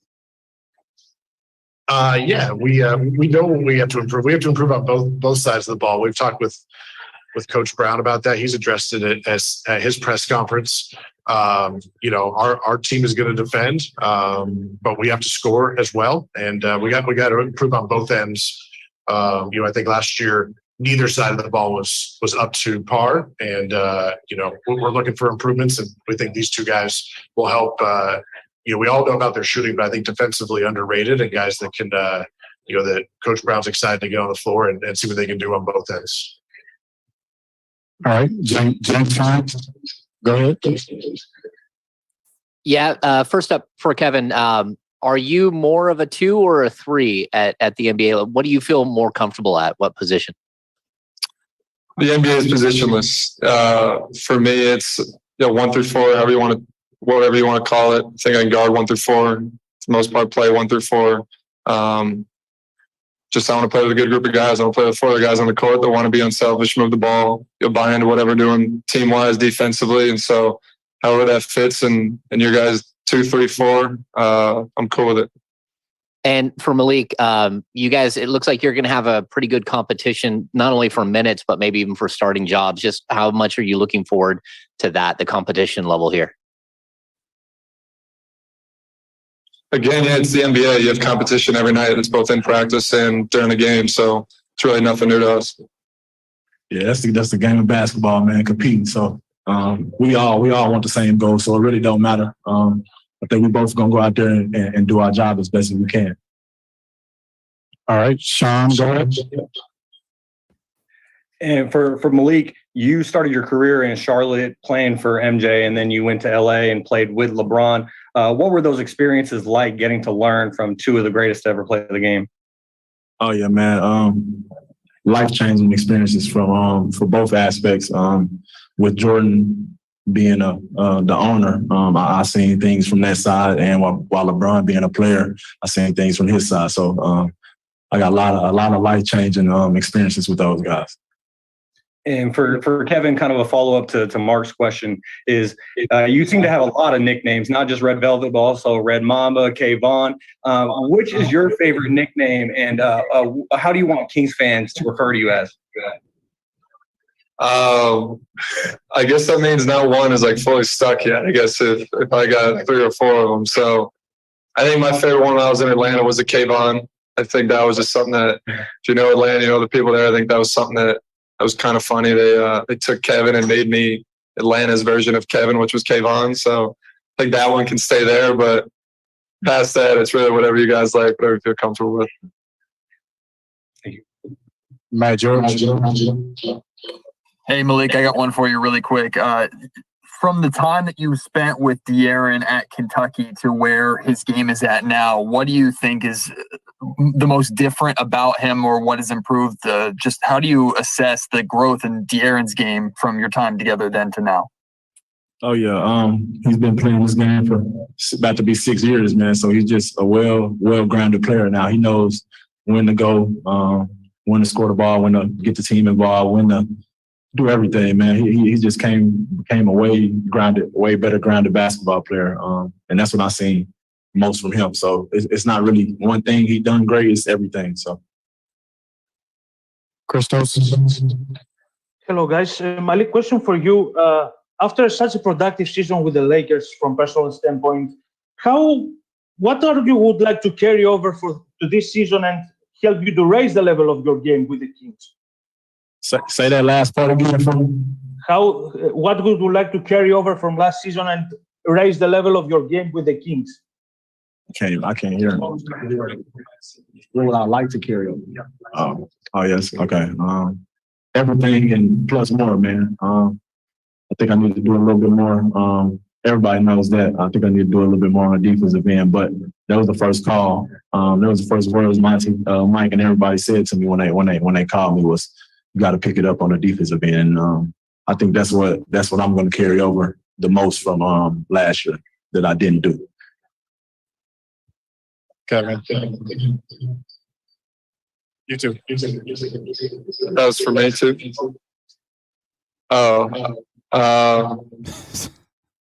This is amazing. This microphone's weird. Why am I hearing it now? I mean, from last year, I think someone in the league. First thing they told me when I got here was defensively having to pick that up, and this was a team that had started to play defense, and offensively just continue to work at all 3 levels. For me, my whole career has been kind of getting better inside the 3-point line, even though the 3-point shooting has been a strength since I came into the league. So really everything now. All right, let's go to Jason. Hi, Malik. Hi, Kevin. Question for both of you here. You talked about the playoff drought and kind of coming into this situation. What do you want to say to your new teammates and your fans about just how motivated you are to be a part of turning something around here in Sacramento? Oh yeah, man. Like I said before, I've never been a part of the playoffs, man. So me being a part of a team that's really trying to focus to get in the playoffs and stay in the playoffs, that means the world to me, man, because that means they believe in me. So I'm giving my all every time I go out there. Yeah, same. I got a small taste of it, and so there's really nothing better than playoff basketball and playing on that stage. Obviously, the buy-in, you get the fans and how they come out and they support you when you're there. So just looking to get back to it, obviously. I really hope everyone thinks this is funny as I do. Yeah, Malik and Kevin. Got the same thing as you. What's your guys' impression of Mike Brown throughout this process? For Malik, how much did it mean for you that Mike Brown was in place here, and what's your guys' impression of him? What'd you say? What's your guys' impression of Mike Brown? I love him, man. I love him with everything he do, man. He's a great coach, man, and has a lot of schemes that a lot of people don't see. And if you really watch basketball, you really know all the schemes he put out there, man. So I just love how he came to me and talked to me about the things that he see me doing. I'm not going to tell y'all that, but I love that he came to me like that, man. But I just love the schemes he having and the thought he puts into the game. And then, Monty, how involved were you with having conversations with Mike Brown in the process of bringing these two on board? Yeah, of course. Constant communication with Coach daily, and how he envisions potential targets fitting and how he and his staff would utilize them, and his excitement to bring these two guys on. Just spearheaded us. Our front office was excited about both these guys, what they can bring, and when those two line up, it makes it easy. They need to call this press conference. Oh, thank God. My God. Thank goodness that ended. I didn't want to. It was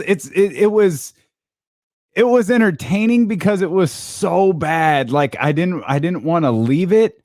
Oh, but that was something. I hope people on the radio, we were laughing through like 90% of that. Because every time Kevin Huerter would be asked, oh, yeah, same. Yeah, same thing. Like Kevin Huerter looked like he would have rather have been in like 4 million places than have been in that press conference right there. Oh, man. And I don't know. Maybe the home of the king set up the audio for that because that Zoom was brought to you by that was like Zoom 1.1. Sacktown Sports must have set that up. Jesus Christ. It's like they were talking through Fisher Price microphones. Oh, what a disaster. And couldn't figure out why they were echoing. What was they? Every time they went to Zoom, they had to turn the volume up so the guys could hear the questions. And I don't know, I think Special Ed gets an award for this because he said, where's Special Ed go? YouTube.com/ESPN1320. He said, maybe it was WebEx. Oh, man. Hammer. Woo. We laughed through a great deal of that less than high-tech press conference that just came our way. But I'll tell you this, once we get past all the technical difficulties and the bad microphones from that press conference, I think I'm a Malik Monk guy, man. Malik Monk got a little swag to him. He's rocking the 1989 Don't Be Cruel Bobby Brown Gumby cut, which I can rock with anytime you bring that back. I think he stopped short of getting tampering charges thrown at the Sacramento Kings there early on in the process. But takeaways from the press conference there, James. I wasn't able to hear everything. I'm wondering if I sounded like the Lou Gehrig speech. You actually sounded wonderful. They sounded like hell. You sounded clear as day. They sounded bad. I think they were using Fisher Price microphones, or I'm not sure what was happening, or if they got those microphones off the strip. But I can tell you this: we will not be running clips back from that press conference. If you want to watch it, you could just hit rewind. It's if you take it for what it was just funny. You sounded like $1 million though. They not so much. Yeah, I like my takeaways. Couple of takeaways that I saw. Number one, Monk seemed absolutely like he was over the moon happy that Kevin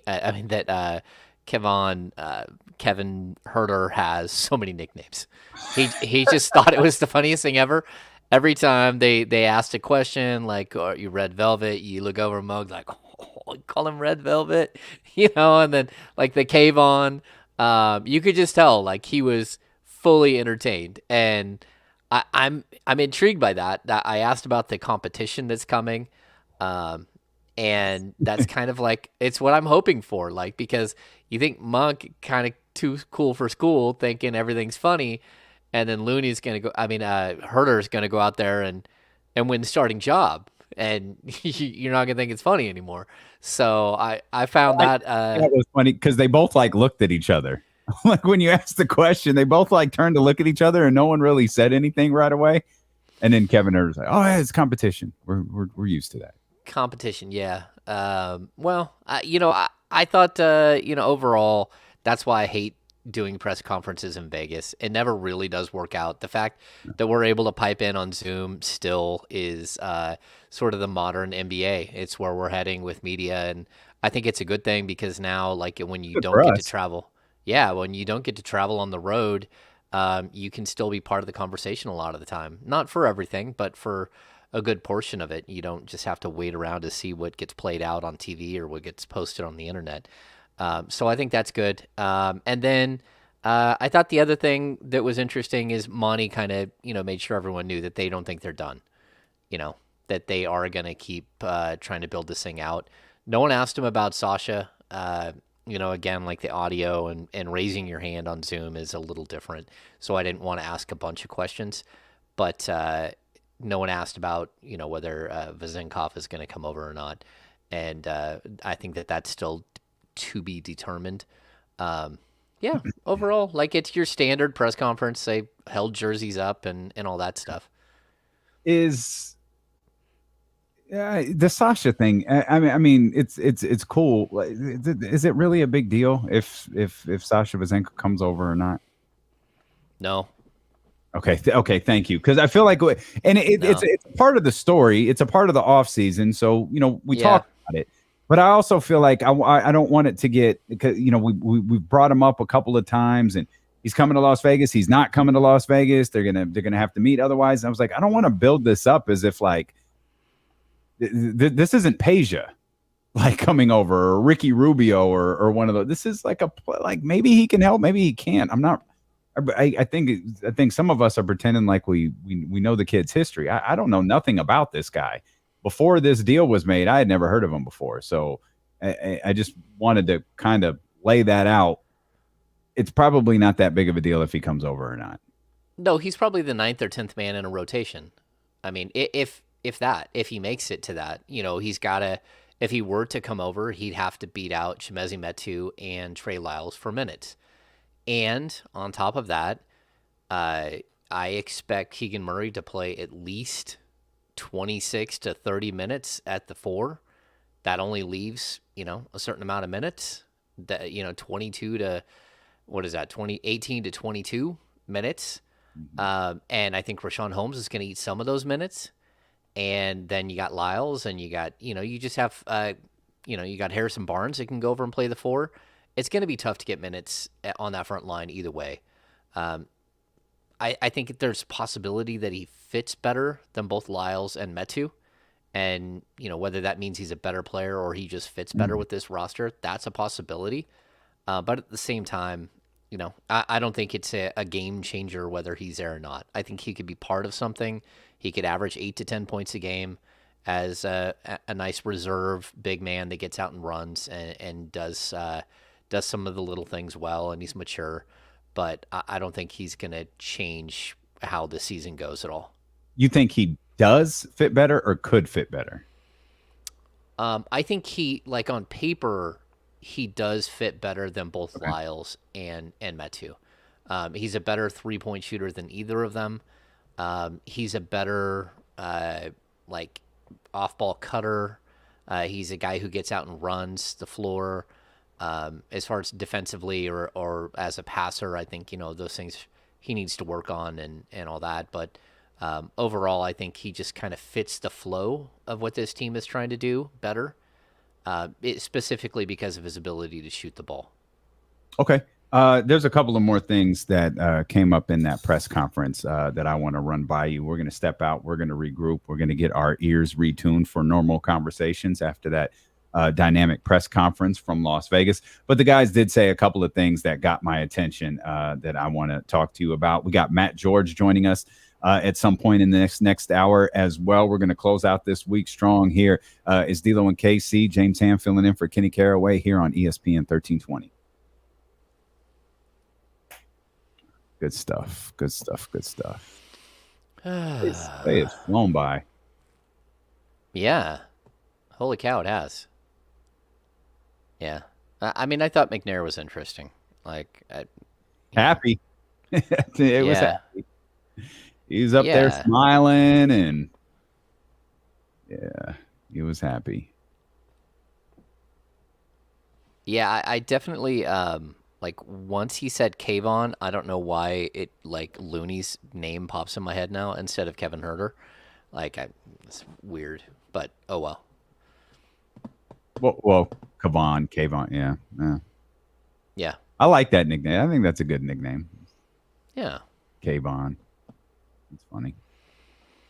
Yeah, the competition level is going to be interesting. They're going to have to earn minutes. Everyone's going to have to earn minutes. And, I think it's going to bleed over into the 3 pretty heavily.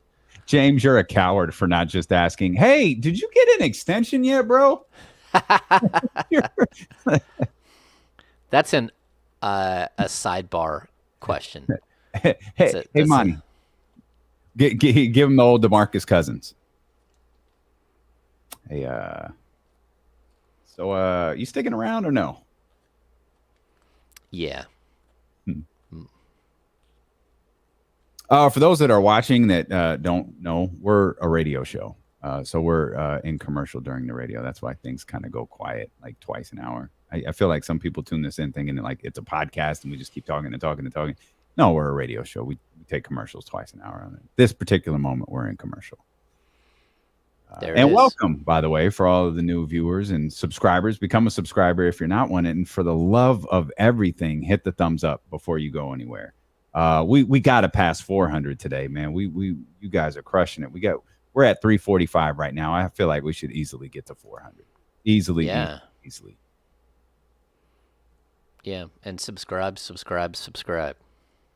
both ESPN 1320 and the King's Beat. Much more James Ham available at the King's Beat. If you search that in your search bar, become a subscriber over there.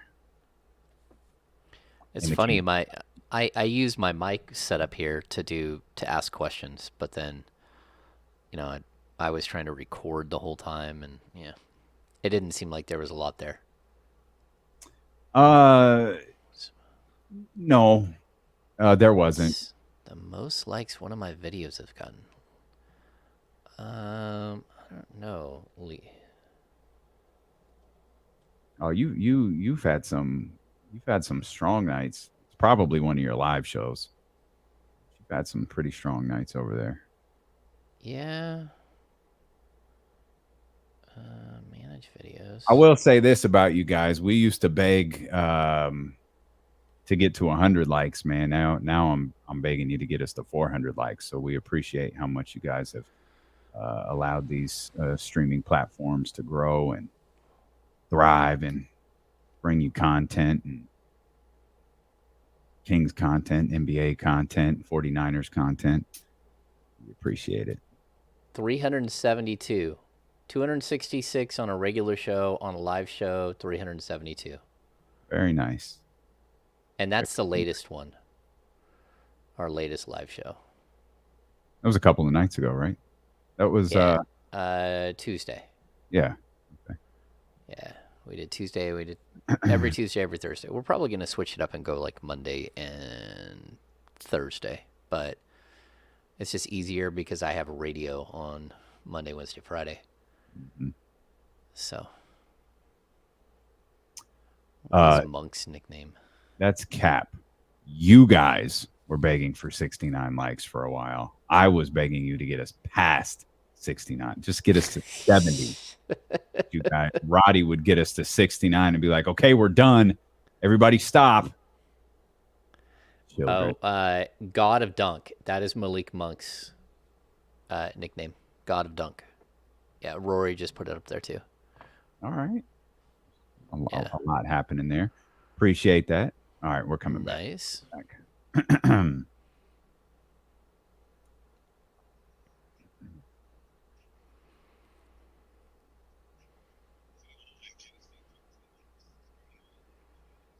Kenny Caraway out today. He'll be back with us on Monday. Happy to have James Ham, our 1320 Kings insider and creator of the Kings Beat, with us here as we roll along on this Friday. D'Lo and KC, brought to you by McQueen and the Violet Fog, the smoothest gin in the world, handcrafted in Brazil. First pour coming up 1 hour from right now. You can't see this, but James Ham actually does the show from his home bar as well.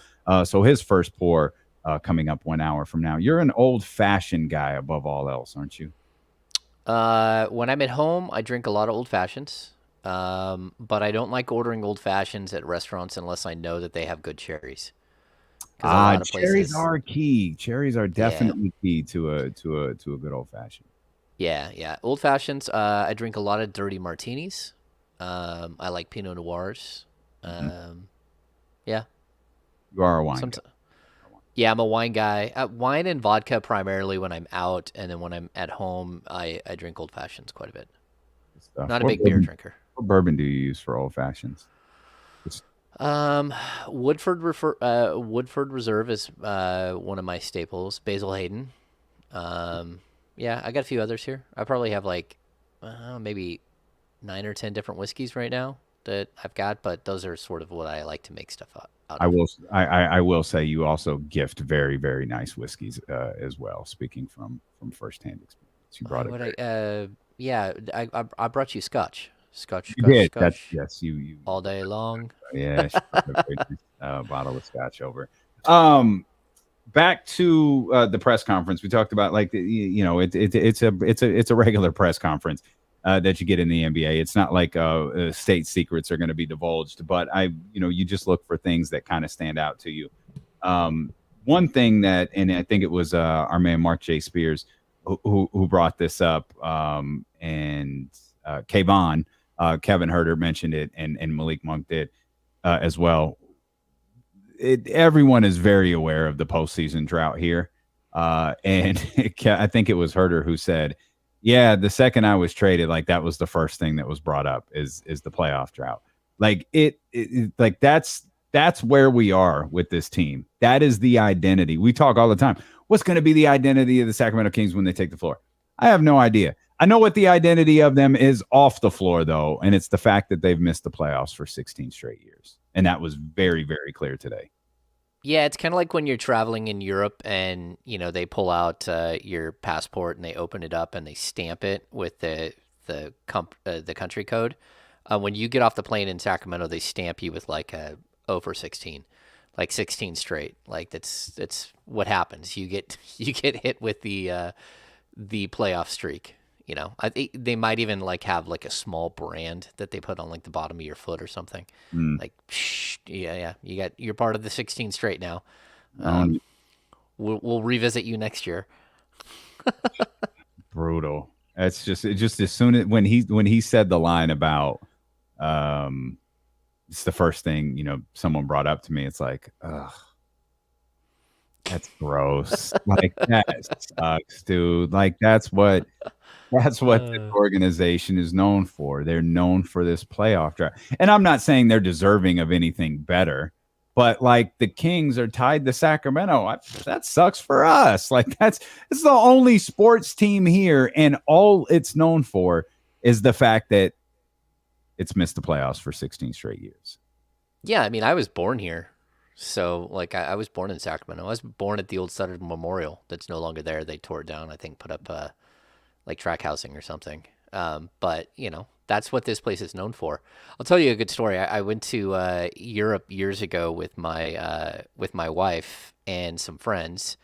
It was the first time we got to get out and go travel around. And we were in Budapest, and we were watching soccer because Euro Cup was on, and we ran into these two this father and son that were hammered, and they were from Sacramento, and they were trashing on soccer the whole time, but they were like a father and son teaching combo at McClatchy High School, and like just randomness in the world where you would go so far away.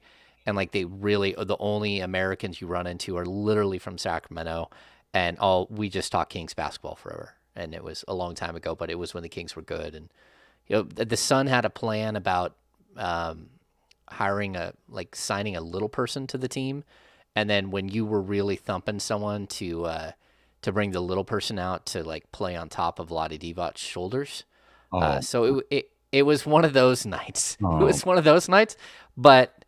That's, when you go anywhere in the world and you say, I'm from Sacramento, they're like, oh, the Kings. That's what you're known for. We haven't, and I think since they pitched the little person on Vladdy's shoulders. No, well, I mean, and it's possible you learn the number 16 in like all kinds of different languages, because now it's like you go somewhere, you're from Sacramento, and then they throw out whatever that is in like Bulgarian. 16 in Bulgarian. Oh, you haven't made the playoffs in so many years. Yeah. Just awful. Like we should be fans are dope there.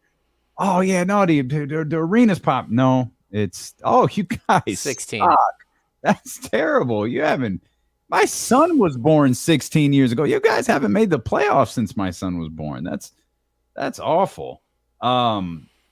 The other thing that stood out was, and you mentioned this a moment ago, Monte pretty much said it out of the gate when he talked about bringing in Malik and Kevin Huerter. For some reason, he referenced bringing in Mike Brown. Like we've heard from him twice since he's hired Mike Brown. But yeah, it's all, we've had to bring in the coach, and and you could tell. I mean, Monte is smiling through all of these press conferences now. Like he's in a vibe, and then he throws in the line. Yet we're not done. And then I feel like he tried to clean it up a little bit without getting. So are you trading Harrison? Like he tried to clean it up a little bit by saying, we're never done. We always want to improve. But he kind of put it out there like, all right, they're still working. What's left out there for them to do? What's left could be Sasha. What's left could be a Harrison Barnes trade. But he's still working on the roster, and this may not be a finished product yet. This may not be what we see headed into training camp. Yeah, he said they're going to be aggressive and disciplined, and he's not sure which at what moment. Yeah, I definitely think that they are not done, because look, your idea going into the summer was you needed length, you needed shooting, and you need defensive players. They got a little bit of length. They got a lot of shooting. They still haven't addressed the defensive deficiencies. And that's a problem. Like Keegan Murray is going to be a solid defender. I'm not going to take that away. And I think, again, Monk and Huerter both can be solid defenders. There's not a game-changing defender between any of these guys that they've brought in yet. And so I would assume that they're still going to try to address that in some way, whatever that is. And I wonder who, talk about Monte and what Monte's looking for. I wonder who the ideal defensive guy is for Mike Brown. Like if Mike Brown were to put together, this is an ideal, obviously realistic for this team. This is an ideal guy who can help this team get them to where I want to go defensively. I wonder who that is, and what the makeups of that person is. Is it a rim protector, which this team probably needs? Is it a perimeter defender, which this team probably needs more of? I think it's still a bit of a question mark because we haven't seen Mike Brown as a head coach in 7 years or so. Yeah, I mean, I think if you were to sketch out the perfect player, it'd probably be like Mikal Bridges.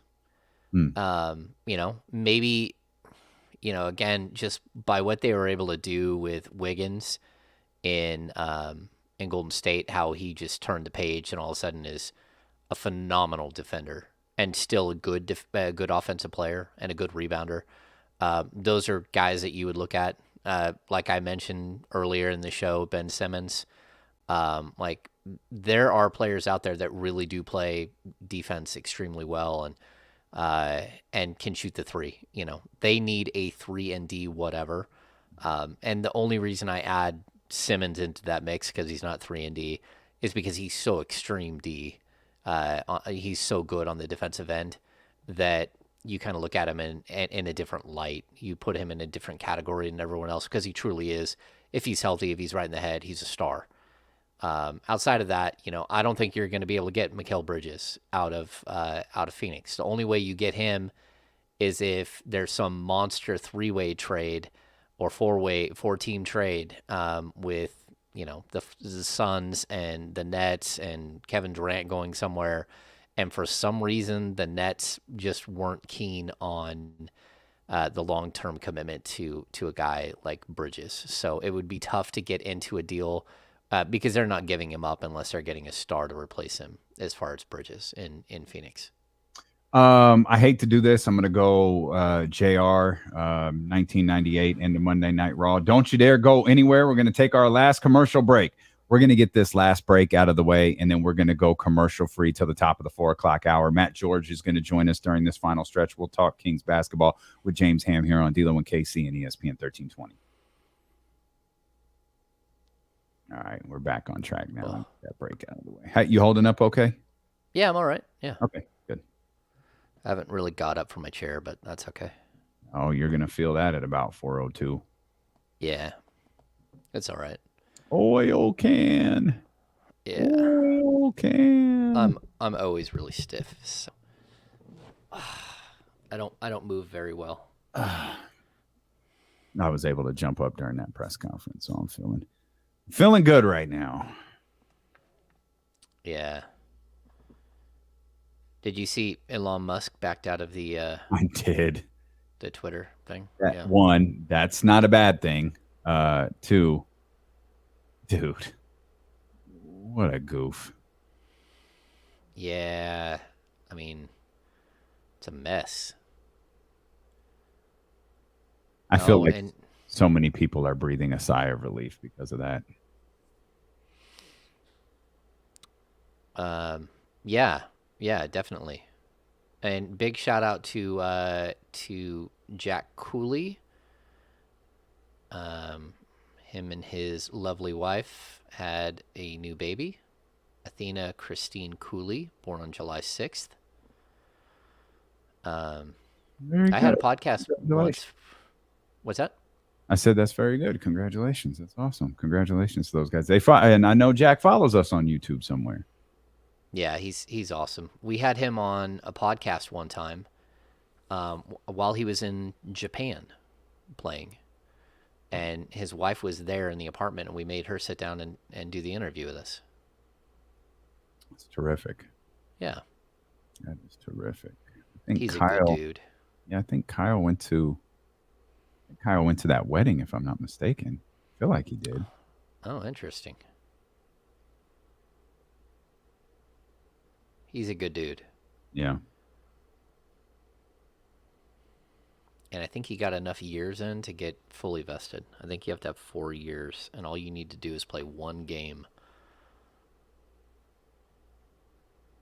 Not bad. I don't know. Do you know what that yearly pay is? It's $800 per month for every year of service. So, I mean, it's not huge, but still, that if you can make $3,200 a month for a long time. Mm-hmm. Yeah. You know, or if you hit the 10-year mark, you're looking at, what is that, $96,000? It's not bad. Not at all. And benefits. Yeah, that's that. I feel like that's the most important thing.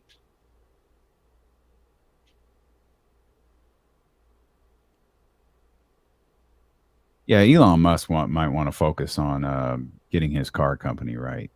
You need to worry about that more than freaking social media platforms. Yeah. Well, that, and didn't he just have twins with one of his executives?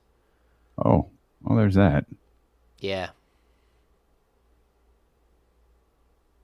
Not good.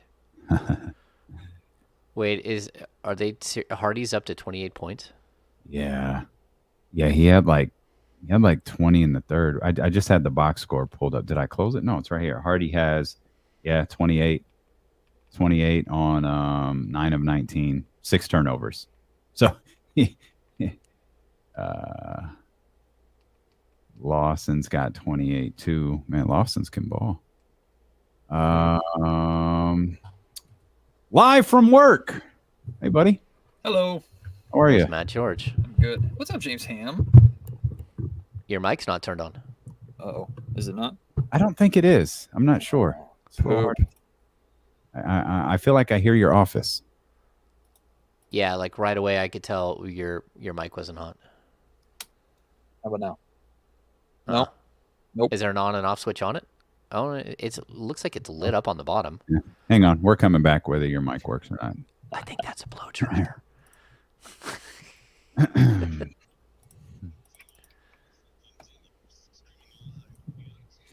Kenny Caraway out today. He'll be back with us on Monday. Been a fun day, though, hanging out with James Ham. And we bring in the host of the Locked On Kings podcast and sports director over at ABC 10 as well. One to Matthew George. We're not really sure if Matt's mic works or not, but you're going to be able to hear him just fine in his office. Matt, what's happening, my man? I changed it. Is this good? It'll do. It's fine. It's fine. I don't know. You're in your office, buddy. It's okay. I know. We're still working out the kinks here from the ABC 10 studios. But hey, guys. What's going on? Up, man? Oh, just killing time. About ready to hop on a flight. Head to Las Vegas. Looking forward to that. Killing time after a fun, kind of dull, but you know what it is, press conference. So whatever. Anything stand out?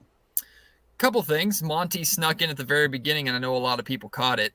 Snuck in the "we might not be done yet" type line, and I appreciate that. And then I really liked how open Malik was about the fact that he knows he has to get better defensively, and he shared with us that both Mike Brown and Monte McNair, when they called him and signed him, challenged him to be better defensively. I think Malik is smart enough to recognize that this entire team has to be better defensively, not just him, but he seems ready to embrace that challenge. And I think both he and Kevin know that as good as shooters as they both are, it's probably going to be defense that gets one the starting job over the other. So I'm anxious to see how that comes out in training camp and maybe preseason. Yeah, I think it's interesting that everyone is calling the people the Kings trade for or draft or sign in free agency and telling them they have to be better defensively. So as opposed to going out and getting better defensive players, you're getting players and telling them they need to be better defensively. I'm not sure that scheme has worked before, but I'm here for it.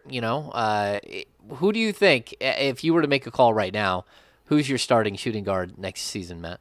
My starter is Kevin, just because I've seen him at least play a little bit of defense. Plus, I've seen him be an effective starter on a team that has had a playoff run and has actually won some basketball games. And I'm not trying to discredit Malik Monk for the year that he had last year with the Lakers. That abomination certainly wasn't his fault. I think he actually made the most out of that situation that he could have.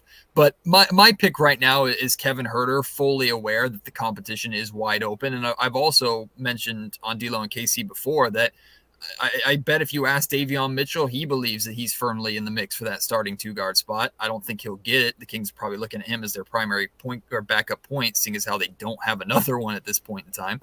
But I think Davion thinks that he'll be in that mix too. Terrence Davis probably thinks that he should be in that mix too. So I think it'll be a good competition for that spot. But Kevin's my guy right now. I'm team Red Velvet right now. So let me follow up with a question for both of you, and Matt, you can answer first. Is there any benefit to Malik Monk being the starter, Kevin Huerter coming off the bench, knowing Kevin can play multiple positions? He can come in that 2-3 role depending on what might be needed in that game, whereas Malik Monk is pretty much that 2 right there. Is there any benefit to that?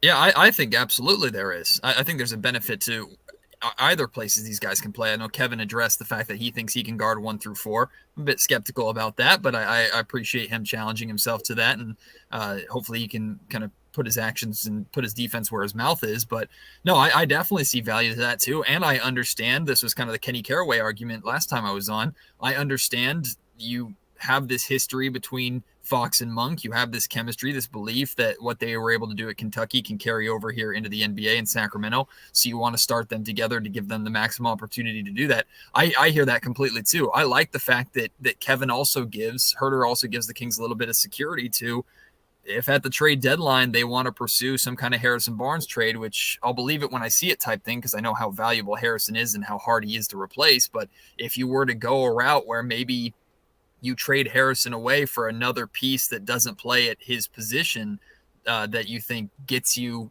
closer to the playoffs next year or where you want to go, Kevin Huerter can plug into that starting 3 spot without too many people rolling their eyes or batting their eyelashes at that. So I like the versatility that both of them bring. Yeah, if I was going to look at, like, Huerter is, 6'7", over 6'7" in shoes. He's a big shooting guard, and the Kings haven't had good size in the backcourt for a long time. guys who are, like Tyrese Halliburton, 6'5", but, weighed like 155 pounds. Having a guy who's big and you can, take advantage of the fact that that you're not undersized at the position, I think that lends me to believe that he'll probably start. And then with Monk, he's, a little bit of a microwave. He's a guy who can really heat up off the bench. I think he's a little more creative as a scorer than Huerter is, which lends me to believe that he'll come off the bench where he'll have more of an opportunity to be a primary scorer as opposed to with the starting unit. Huerter's going to be a floor spacer, a guy that really can light it up. He's got some nice passing skills, and I think he is more versatile as a defender than Monk is. So I kind of look at a little bit like, he's not the defender of a Doug Christie, but a little bit like the Doug Christie, Bobby Jackson situation where it's a coin flip on who's the better player, but who's a better fit is always going to be the question in the starting lineup. And that's where I would put Huerter above Monk at this point. I think if either one of them are your 6-man, you're setting yourself in a good position. Well, Davion is probably going to be the 6-man, but you're 6/7 guy. You're in a good position for success with that second unit regardless. So that's what I like about how Monte has bolstered this. I know, James, you talked a lot about Monte's first year going into the first season, his first full season as the general manager of the Kings, the complete lack of rotation that the Sacramento Kings had. This now feels like Monte's recognizing, okay, I need to surround my players with better starting talent, but I also need to be able to keep things going when my bench is in the game, when De'Aaron's taking a rest, when Sabonis is taking a rest. It can't be a complete drop-off. So that's what I like a lot about these moves too. That's it's nice to talk about a potential starting five where or a position battle where everyone involved in the position battle is an actual NBA player. And we're not fighting about someone who's probably going to be out of the league in a year and a half. So that's a nice, refreshing change here in Sacramento. But the theme of today, kind of inadvertently in some of our discussions, seems to keep going back to defense. Matt and James, brought up earlier, like Kevin Huerter, like it's awesome. Malik Monk is awesome, and acknowledged that Kevin Huerter could probably do, or that Keegan Murray could probably do some things on the defensive end. But overall, Kings really haven't brought in a defensive player who could really kind of accentuate what Mike Brown wants to do. And the question that I've asked, that I'll ask you, is who would that defensive player be? Like, who do you think that guy that the Sacramento Kings could go and try to get, whether Harrison is involved or Sean's involved, however you want to work this out, could come in and, okay, that's the defensive player that Mike Brown needs right there?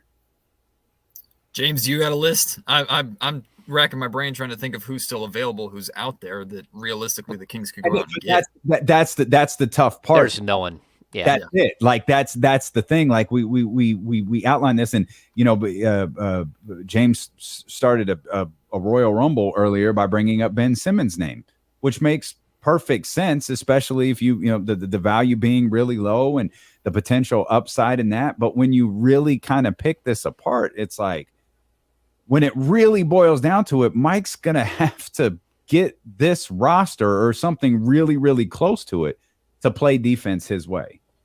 I wonder how much the Kings are banking on, like, offensively, this squad. Is it too much to assume that this squad should be in the top half of the league offensively, just with how they're going to play, and De'Aaron Fox and Domantas Sabonis? I think the expectation, like what we've been told for years, even going back to Luke Walton's squad, Dave Yeager's squad even, is the offense is going to be okay. The offense is going to take care of itself. I think De'Aaron has said that multiple times over the last couple seasons. I wonder if the Kings are not necessarily content with, but the idea is, okay, Mike Brown can get this roster to be a middle of the pack defense as opposed to bottom of the barrel. If they just get to middle of the pack with the offense playing at the level they expect it to be, that is more than, or not necessarily more than enough. That is enough to get this team into the playoffs and then go into next offseason, maybe trying to further address that defense. Like, that's the only route to me that makes sense at this point for you. Obviously you need to have the personnel to execute it, but I wonder if the request of Mike Brown is, hey, just come in and get this team to be decent. Like if this team is decent defensively with a good to hopefully great offense in the modern NBA, that should be enough to get you there. We know defensive teams, the top 2 defensive teams ended up making the NBA finals. That's a different conversation. But just status quo defense with good to great offense, get us that, Mike Brown, and we should be where we want to be next season. Yeah, I just think the Kings are so far away from status quo defense. Like they've got so far to go. And I think defensive schemes and defensive principles and better competition for minutes, all that stuff, that can help you. But at some point, you do have to have a couple of defensive players. And I think Sabonis is a better defender than we give him credit for. He's a solid position defender. I think Keegan Murray is going to be league average as far as a defender. Harrison Barnes has to, if he's going to be the starting small forward, he has to get back to who he's been his whole career. Last season really does feel like an anomaly, but he was like the sheer numbers are just stunning how bad he was defensively. Like bottom 13% in the league defensively. And that just can't happen. If he's going to play 35 minutes a night, he's got to be a league average defender. And if you start piecing that together and you start getting a bunch of league average defenders, then maybe you can be league average if you're all pulling on the same string and the defensive principles are good. But I still think that they need to figure out a way to address the defensive, deficiencies of this roster. And it can't be going out and getting guys that aren't going to play. Because that's what a lot of times that we've seen. It's like, oh, well, we went and got Hassan Whiteside. It's like, well, yeah, but that dude can't play more than 8 minutes a night. Like, what exactly is Hassan Whiteside going to do? That night, it's going to be an adventure, too, if you leave him out there. Oh, yeah. What happened in that 9th minute of Hassan Whiteside? Yeah, I mean, it was chaos, right? So, again, you need to find defensive players for this roster for Mike Brown's system. But even saying that, I mean, look at what the Warriors did last year. They were first in the league in defensive rating, first, second, wherever you're at, depending on what numbers you're reading. But they did that with 34-year-old Steph and a broke down Clay and Draymond missing half the season and Looney not being a shot blocker. Like how they were able to do that, I don't know. The defensive principles that Mike Brown can teach are pretty incredible, but that's also a team that's been together forever. And they know how to play together, and they know how to cover for each other and stuff like that. Guys, has the ship sailed on any hope of De'Aaron Fox becoming a good defender? Like, has that ship sailed, or are we just accepting that at best he can be fine? I'm going to die on that hill. It's just I've had to accept that because I still think he has the tools to be. I mean, I guess I'm trying to differentiate between good and fine. Like, let me. I think De'Aaron can be a not bad defender. Like I think De'Aaron Fox can be a defender that's not a liability. I think De'Aaron Fox can be a defender in a way that you're not concerned about it. Like, oh, he's going to do his job. When we brought this up yesterday, you both brought up potentially being a top 10, top 15 offense, something along those lines. If you keep games close and you're in it in the last 2.5, 3 minutes, I think De'Aaron can play defense I think De'Aaron can play. We've seen it above his normal level of defense for 2 to 3 minutes or 4 minutes or however you want to break this down. I think he can do it for a short period of time. So for me, no, that ship has not sailed, but I've also will acknowledge that that's probably a hill that I'll just have to die on. It goes back to the stat that Roland Beach gave me. It's that De'Aaron Fox is second in the league field goal percentage against the top 30 scorers in the league. Against the top 30 scorers, he's number 2 in the league in best defensive field goal percentage against.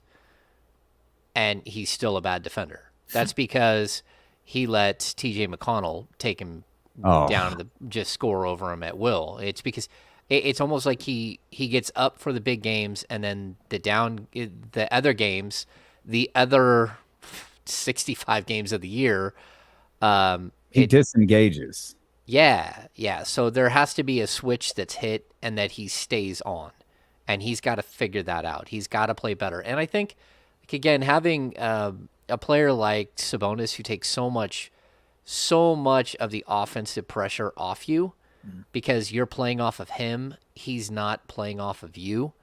I think that's going to allow Fox to conserve some energy. There are going to be times where Fox doesn't have to be just like the focal point for the entire 36 minutes he's on the court on the defensive end.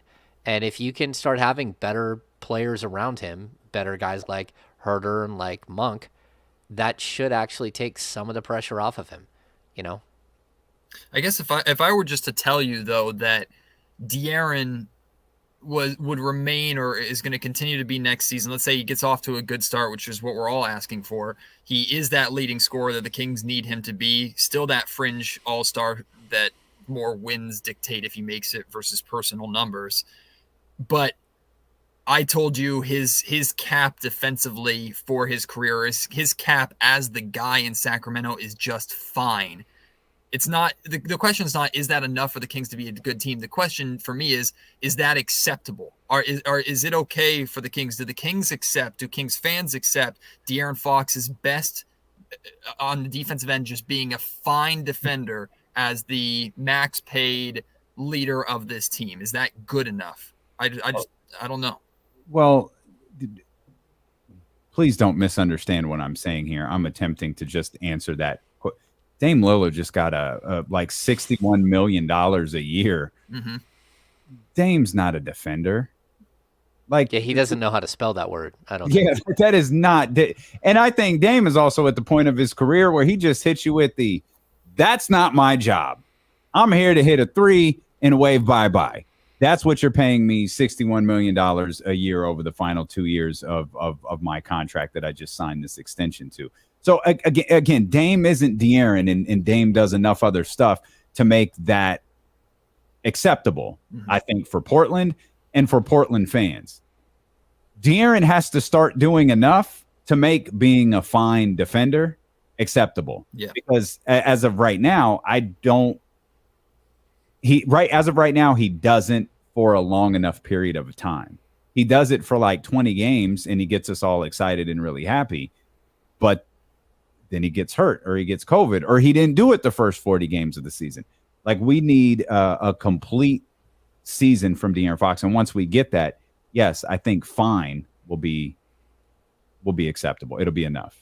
Yeah, because I mean, I'll even throw, like, Dame was the first guy that came into my mind, but like Luka Doncic, they just destroyed on the defensive end. I mean, they isolated him, and he had like 75 possessions against at one point. It was like stunning how they were able to isolate him.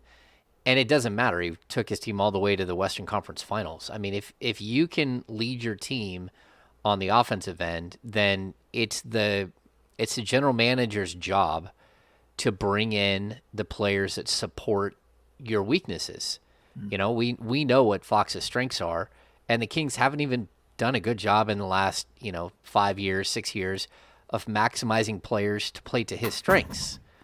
Sure, having Buddy Hield that can shoot the three, that plays to his strengths. But if you would have gone out and got the right pieces all around him in the beginning, then we probably wouldn't have this discussion fully. And some of the right pieces are, again, guys like Mikal Bridges, who takes all the stress off. He's such a great defender, but he's also a 3 and D guy. He can score. He can do a lot of the little things. He's never had a guy like that. Fox has never had a guy like that. So when, you're going out and you're getting Mo Harkless, but not the Mo Harkless that played in Portland, who played alongside a guy like Robert Covington, or, name those defensive-minded, wings that the Portland teams have always had. That's a problem. Again, look at even this year. They went out and got Jeremy Grant, and they go out and they get Gary Payton, and they've got defensive players to put all around a guy like Dame, and that's how you support a player like him. And that's how you support a player like Fox, and the Kings haven't done that yet. I just think a 3-and-D player is such a hot commodity in the modern NBA because, I mean, especially for when your best player is a point guard who's not known for their ability to space the floor, you obviously need to surround them with floor spacers. So you go out and get a Kevin Huerter and Malik Monk, who aren't necessarily known for their defense, because those reliable 3-point floor spacer defensive, also impactful players typically command a high value and are swooped up or scooped up every offseason if they're available by teams that are ready to contend, versus a team like Sacramento who's just trying to get there before they can even talk about contending. I just think it's a really difficult, and this is not an anti-build around De'Aaron Fox conversation, or it's not intended to be, because I think building around De'Aaron Fox is still very, very possible. I just think it's a very tough position for Monte McNair in the sense that, okay, I need to surround my guy with someone who can shoot. Malik Monk, Kevin Huerter, perfect. 40+% 3-point shooters. Keegan Murray, if you want to include his college numbers, 40+%. Sasha Vezenkov, 40+%. Done that. But then now you have to address defense too. It's almost like I don't blame Monty for going, okay, we got a defensive-minded head coach. All right, Mike, please help me out here, because I don't know who else I could go and get. Yeah, I could even pick a direction. Sorry, James, go ahead. Yeah, I could even add too that one of the problems that you have is during the Fox era, he's been the best player by a long shot. Yep. And this is the first time we're seeing where he's playing with a player who can't score like him, but who's as good a player as him in Sabonis. And so I think this might be the first time where we're going to see him like potentially max out who he can be as a player. And now you can truly see what you need around him. And I get it why you bring in a guy like Harrison Barnes and try to focus on a more well-rounded player instead of a 3-and-D player. And you're doing that very specifically because the rest of the team isn't good enough. So you keep, sort of doing patchwork moves here to support the guys like Fox, but you need more guys like Fox. So, yeah, I mean, it comes down to me that you need your rotation, your top end of the rotation guys to be better. So then that way role players fit in better. And we haven't got to that point yet. And maybe adding Sabonis, maybe Keegan Murray gets to a point where he also becomes one of those, like the players who are holding this whole thing up, they're structural pieces. And then you can start putting those other pieces around them that make sense. Because at this point, like, again, a Huerter and a Monk, they make a lot of sense. But you still got to play defense. Someone else has to do that as well. And you don't really have that sort of functional piece yet. And so, again, it's advanced roster construction that the Kings just haven't mastered yet. And, it looks like they're getting closer, but they're still a piece or two away. Well, James, you brought up the Golden State Warriors and kind of that version of, the version that just won the NBA Finals, that older version, and the fact that they were a top defense in the league. The two teams we saw in the NBA Finals were the two best defenses in the league. And I wonder how much of that is, and I think the Celtics, maybe more than the Warriors, have guys that you look at and goes like, those guys are like defenders. Certainly Klay Thompson has a history of being one of the great two-way players in the league. And I think he's going to get a lot closer to that next year than he was necessarily this year. How much of that defense, though, Matt, is the Mike Brown part, is the part where we're focusing on the defense. We have a defensive plan. And I feel like I do this a lot, and I don't mean to. And we don't have a guy or multiple guys here who are going to screw this up. It's the line that the guys were using a lot. I think it was last year about playing on a string. That was a line being uttered by someone in that locker room, or is someone on that coaching staff, where they were talking about playing defense on a string and understanding where everybody is going to be. Could you put together a solid defensive unit without having a great defensive player, just by playing in sync with one another and being in the right spots? Well, see, I'm a firm believer, as someone who recognizes the NBA is definitely a players' league, and rightfully so. I'm still a firm believer in the significant impact that a head coach can have on a player's ability, even if they're being paid significantly more. Like, we know De'Aaron Fox is making way more money than Mike Brown is, and we know that has influence in the modern NBA. But I think the reality is, like Steph Curry said, when we spoke to him, Kevin John and I spoke to him on Wednesday at the Edgewood Golf Tournament. Steph Curry said, he made it very clear, be ready to play some defense. He said there's going to be accountability. And I think that's what's important. Luke Walton's throwaway line, which was kind of a joke, but it's really pathetic. It was guard for 2 dribbles, right? I guarantee you Mike Brown's bar is going to be way freaking higher than guard for 2 dribbles. And that Kings team was not able to even do the bare minimum that Luke Walton demanded of him, maybe because Luke Walton wasn't really demanding. He was more asking nicely. So I think Mike Brown is going to come in and he's going to demand, 2 dribbles better be a bad possession for you. It better be way more than that. It better be 10 to minimum 15 seconds of the shot clock, one-on-one solid defending. So I think Mike Brown can have a significant impact on this roster. I think that's one of the major appeals why, that's probably the major reason why he got the job. But in addition to that, like James has been discussing, it doesn't matter if you don't have the personnel that's willing to execute it. So will Mike Brown get through to De'Aaron Fox? And I'm not saying that Fox isn't open-minded. Even Domantas Sabonis, Malik Monk, I'm not saying these guys are closed-minded. It sounds like they're very open-minded. But can Mike Brown get through to them enough to actually create on-the-floor change?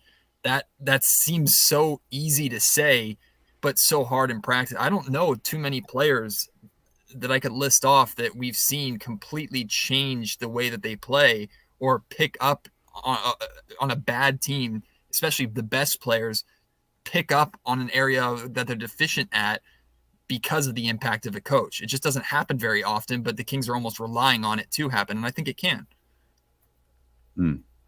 Yeah. I'm trying to think further about that, and I'm trying to prove you wrong and thinking of an example where a coach came in and changed the way a player does something, and nothing is popping in my head. But if we just sit here in silence for the next 10 minutes, I bet I can think of something. I'll add this too. I think this is like, not to give Luke Walton a pass on some of the things that happened, but this might be the first time the Kings have been in a situation where a coach isn't being asked to play a player to keep his value up to a certain point, or so there isn't a Buddy Hield sitting there that Luke Walton has no choice but to play because ownership, management is asking him to play that player. Or a guy like Marvin Bagley. Hey, we need to showcase Marvin for 20 games. It's like, well, in those 20 games, I could go 5-15 as a head coach and I'm going to lose because that's what I have to do. And this might be the first time, because I'm looking at this roster and I don't see a player that Mike Brown has to play to hold value outside of Rashawn Holmes. And that doesn't even matter because Rashawn Holmes is a backup center to an all-star. And so how is that going to work? Sabonis is going to play 35, 36 minutes tonight. There's no way you get around that. So that's the only player that I would say, oh, he's got value. Maybe you're going to have to play him at the 4 because of that, but even that might be forcing you into doing something that could work down the road. So I think that does help, because most of Walton's tenure, just like a lot of Dave Yeager's tenure, was balancing out what management wants and what coaches want, and not really finding the thing in the middle that's what winning wants, because winning wants something very specific, and when you're tussling over what a coach wants and what a front office wants, usually it doesn't equate to what winning wants. What does winning want? I know we want winning. I know that much. But I don't know. I don't know what the magic formula is for all of this. Or the managing the shooters with the defensive players. Because if they're not one and the same, I don't know how you manage both of that. And we're talking about this team like we want them to be a top 15 team and a top 15 team offensively, upper half of the league offensively and an upper half of the league defensively. That's not a play-in team, or that's like a top 4 team. Right. When you look at the teams that are at the top of the league, or at the upper half of those leagues, in both categories, you're talking about probably 8 of the top teams in the entire league in either conference. There's going to be some fault somewhere, probably more on the defensive end. Sometimes I wonder, can they function enough on the defense? It goes back to the original defensive line. Don't be awful. Even if you can't be right there at the average point, just don't be terrible and just claw yourself around that 19 to 20 ranking or whatever. So be in the teens if you have to, even if it's 18 or 19, but be in games. Don't go down 20. Give yourself a legitimate fighting chance, not where you're coming back from 20 down and there's 5 minutes left. But where you've been in the game for the final 4 or 5 minutes, that's where I feel like, hey, how can I get Davion Mitchell out here to make that stop? Hey, can De'Aaron step up and do something? Hey, can we as a collective unit, it could be 132 to 132 for God's sakes. Just get that one last stop and win 134 to 132. Play defense when it matters the most. And I think a lot of that, Matt, has to do with whether you're going to be able to play team defense or not versus individual defense. You know, it's funny. You said 132 to 132 while I was thinking about the regularity that was the Kings giving up 130 points last season. Like it became an expectation to where if the Kings had given up 120, we were almost calling that a halfway decent performance. So that's where I think it's genuinely almost a hope game from Monte McNair, but not necessarily. I think it's a belief in Mike Brown that his reputation, how well he is liked around the NBA, his ability as a leader, plus his basketball mind, all of that can combine in Sacramento to just make the Kings not terrible. To your point, like the Damian, like if that has to be the Ted Lasso poster above the door, just not terrible. I think that's something that the Sacramento Kings under Mike Brown's leadership can rally behind. I know Mike Brown's bar is going to be higher than that, but I really think the Kings believe, and I personally believe, that offensively this team is good enough and they've done enough offensively to where if they're just not terrible defensively, that definitely puts them in the play-in conversation. And like Kevin Huerter said, there's no reason why they can't be competing for a playoff spot at that point. If the Kings play above expectations defensively, they're probably a playoff team. If they play just at expectation, which is not terrible, I think they're in the mix. I'll take being in the mix. I'll take not being terrible. Still being alive and bar is low, man.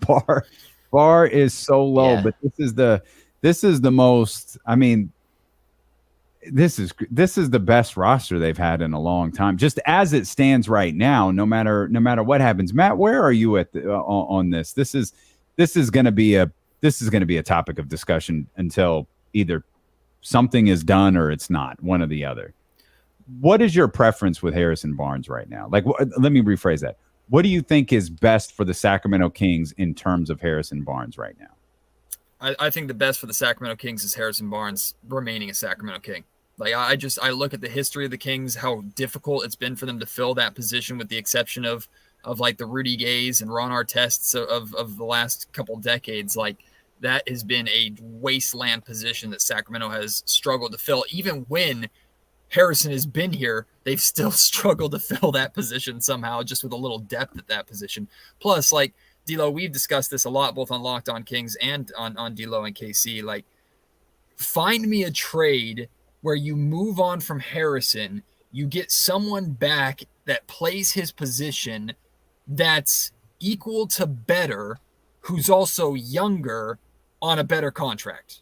Like, does that player exist? Like, I don't see a realistic scenario where trading Harrison Barnes works unless you trade Harrison Barnes at this deadline for maybe a win now value piece that gets you over the hump, and Kevin Huerter plays well enough on both ends of the floor to where you can plug him at that spot comfortably.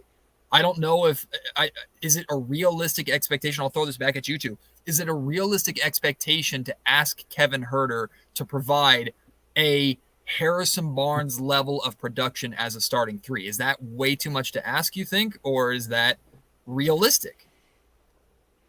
James? I mean, to answer the first question, I think the Kings have to find a way to move on from Harrison Barnes now, because I don't think it's healthy for either one of them. Okay. And while I don't think that you can find a player that's better than, I mean, it's possible you can find a player that's better than him. I think losing the access to your first-round picks for the next 5 years was pretty dramatic when it comes to being able to improve that position using Harrison Barnes as a way to go out and get a better small forward that's younger, that's under contract long-term. I don't care if the contract's comparable. Like if you're taking on an extra $7 to $8 million a year or $10 million a year, that's okay as long as the player is worth the value of the contract. But the problem that I think the Kings are going to run into is that they're waiting for that magical deal like they were last year that never showed up until it was too late. And like, I'm not even considering Huerter as a small forward at this point. I'm considering him as a player that can eat some minutes at the small forward position, but I'm still wondering, like, how do you walk into the season with Harrison Barnes as your only natural small forward? And you could even make the argument that he's probably a 3-4 or a 4-3 at this point in his career. And you're still going to go, like, there's still a possibility that you could walk into the season with that and not even having, you know, like we've talked about a Martin twin that now they're both gone, or, you know, all of these other types of players that could have possibly fit in that position. And now it's kind of too late. So, yeah, I think it's interesting. And, like, I keep saying this, it's advanced roster construction, and Monty's taken, like, the slow approach to it.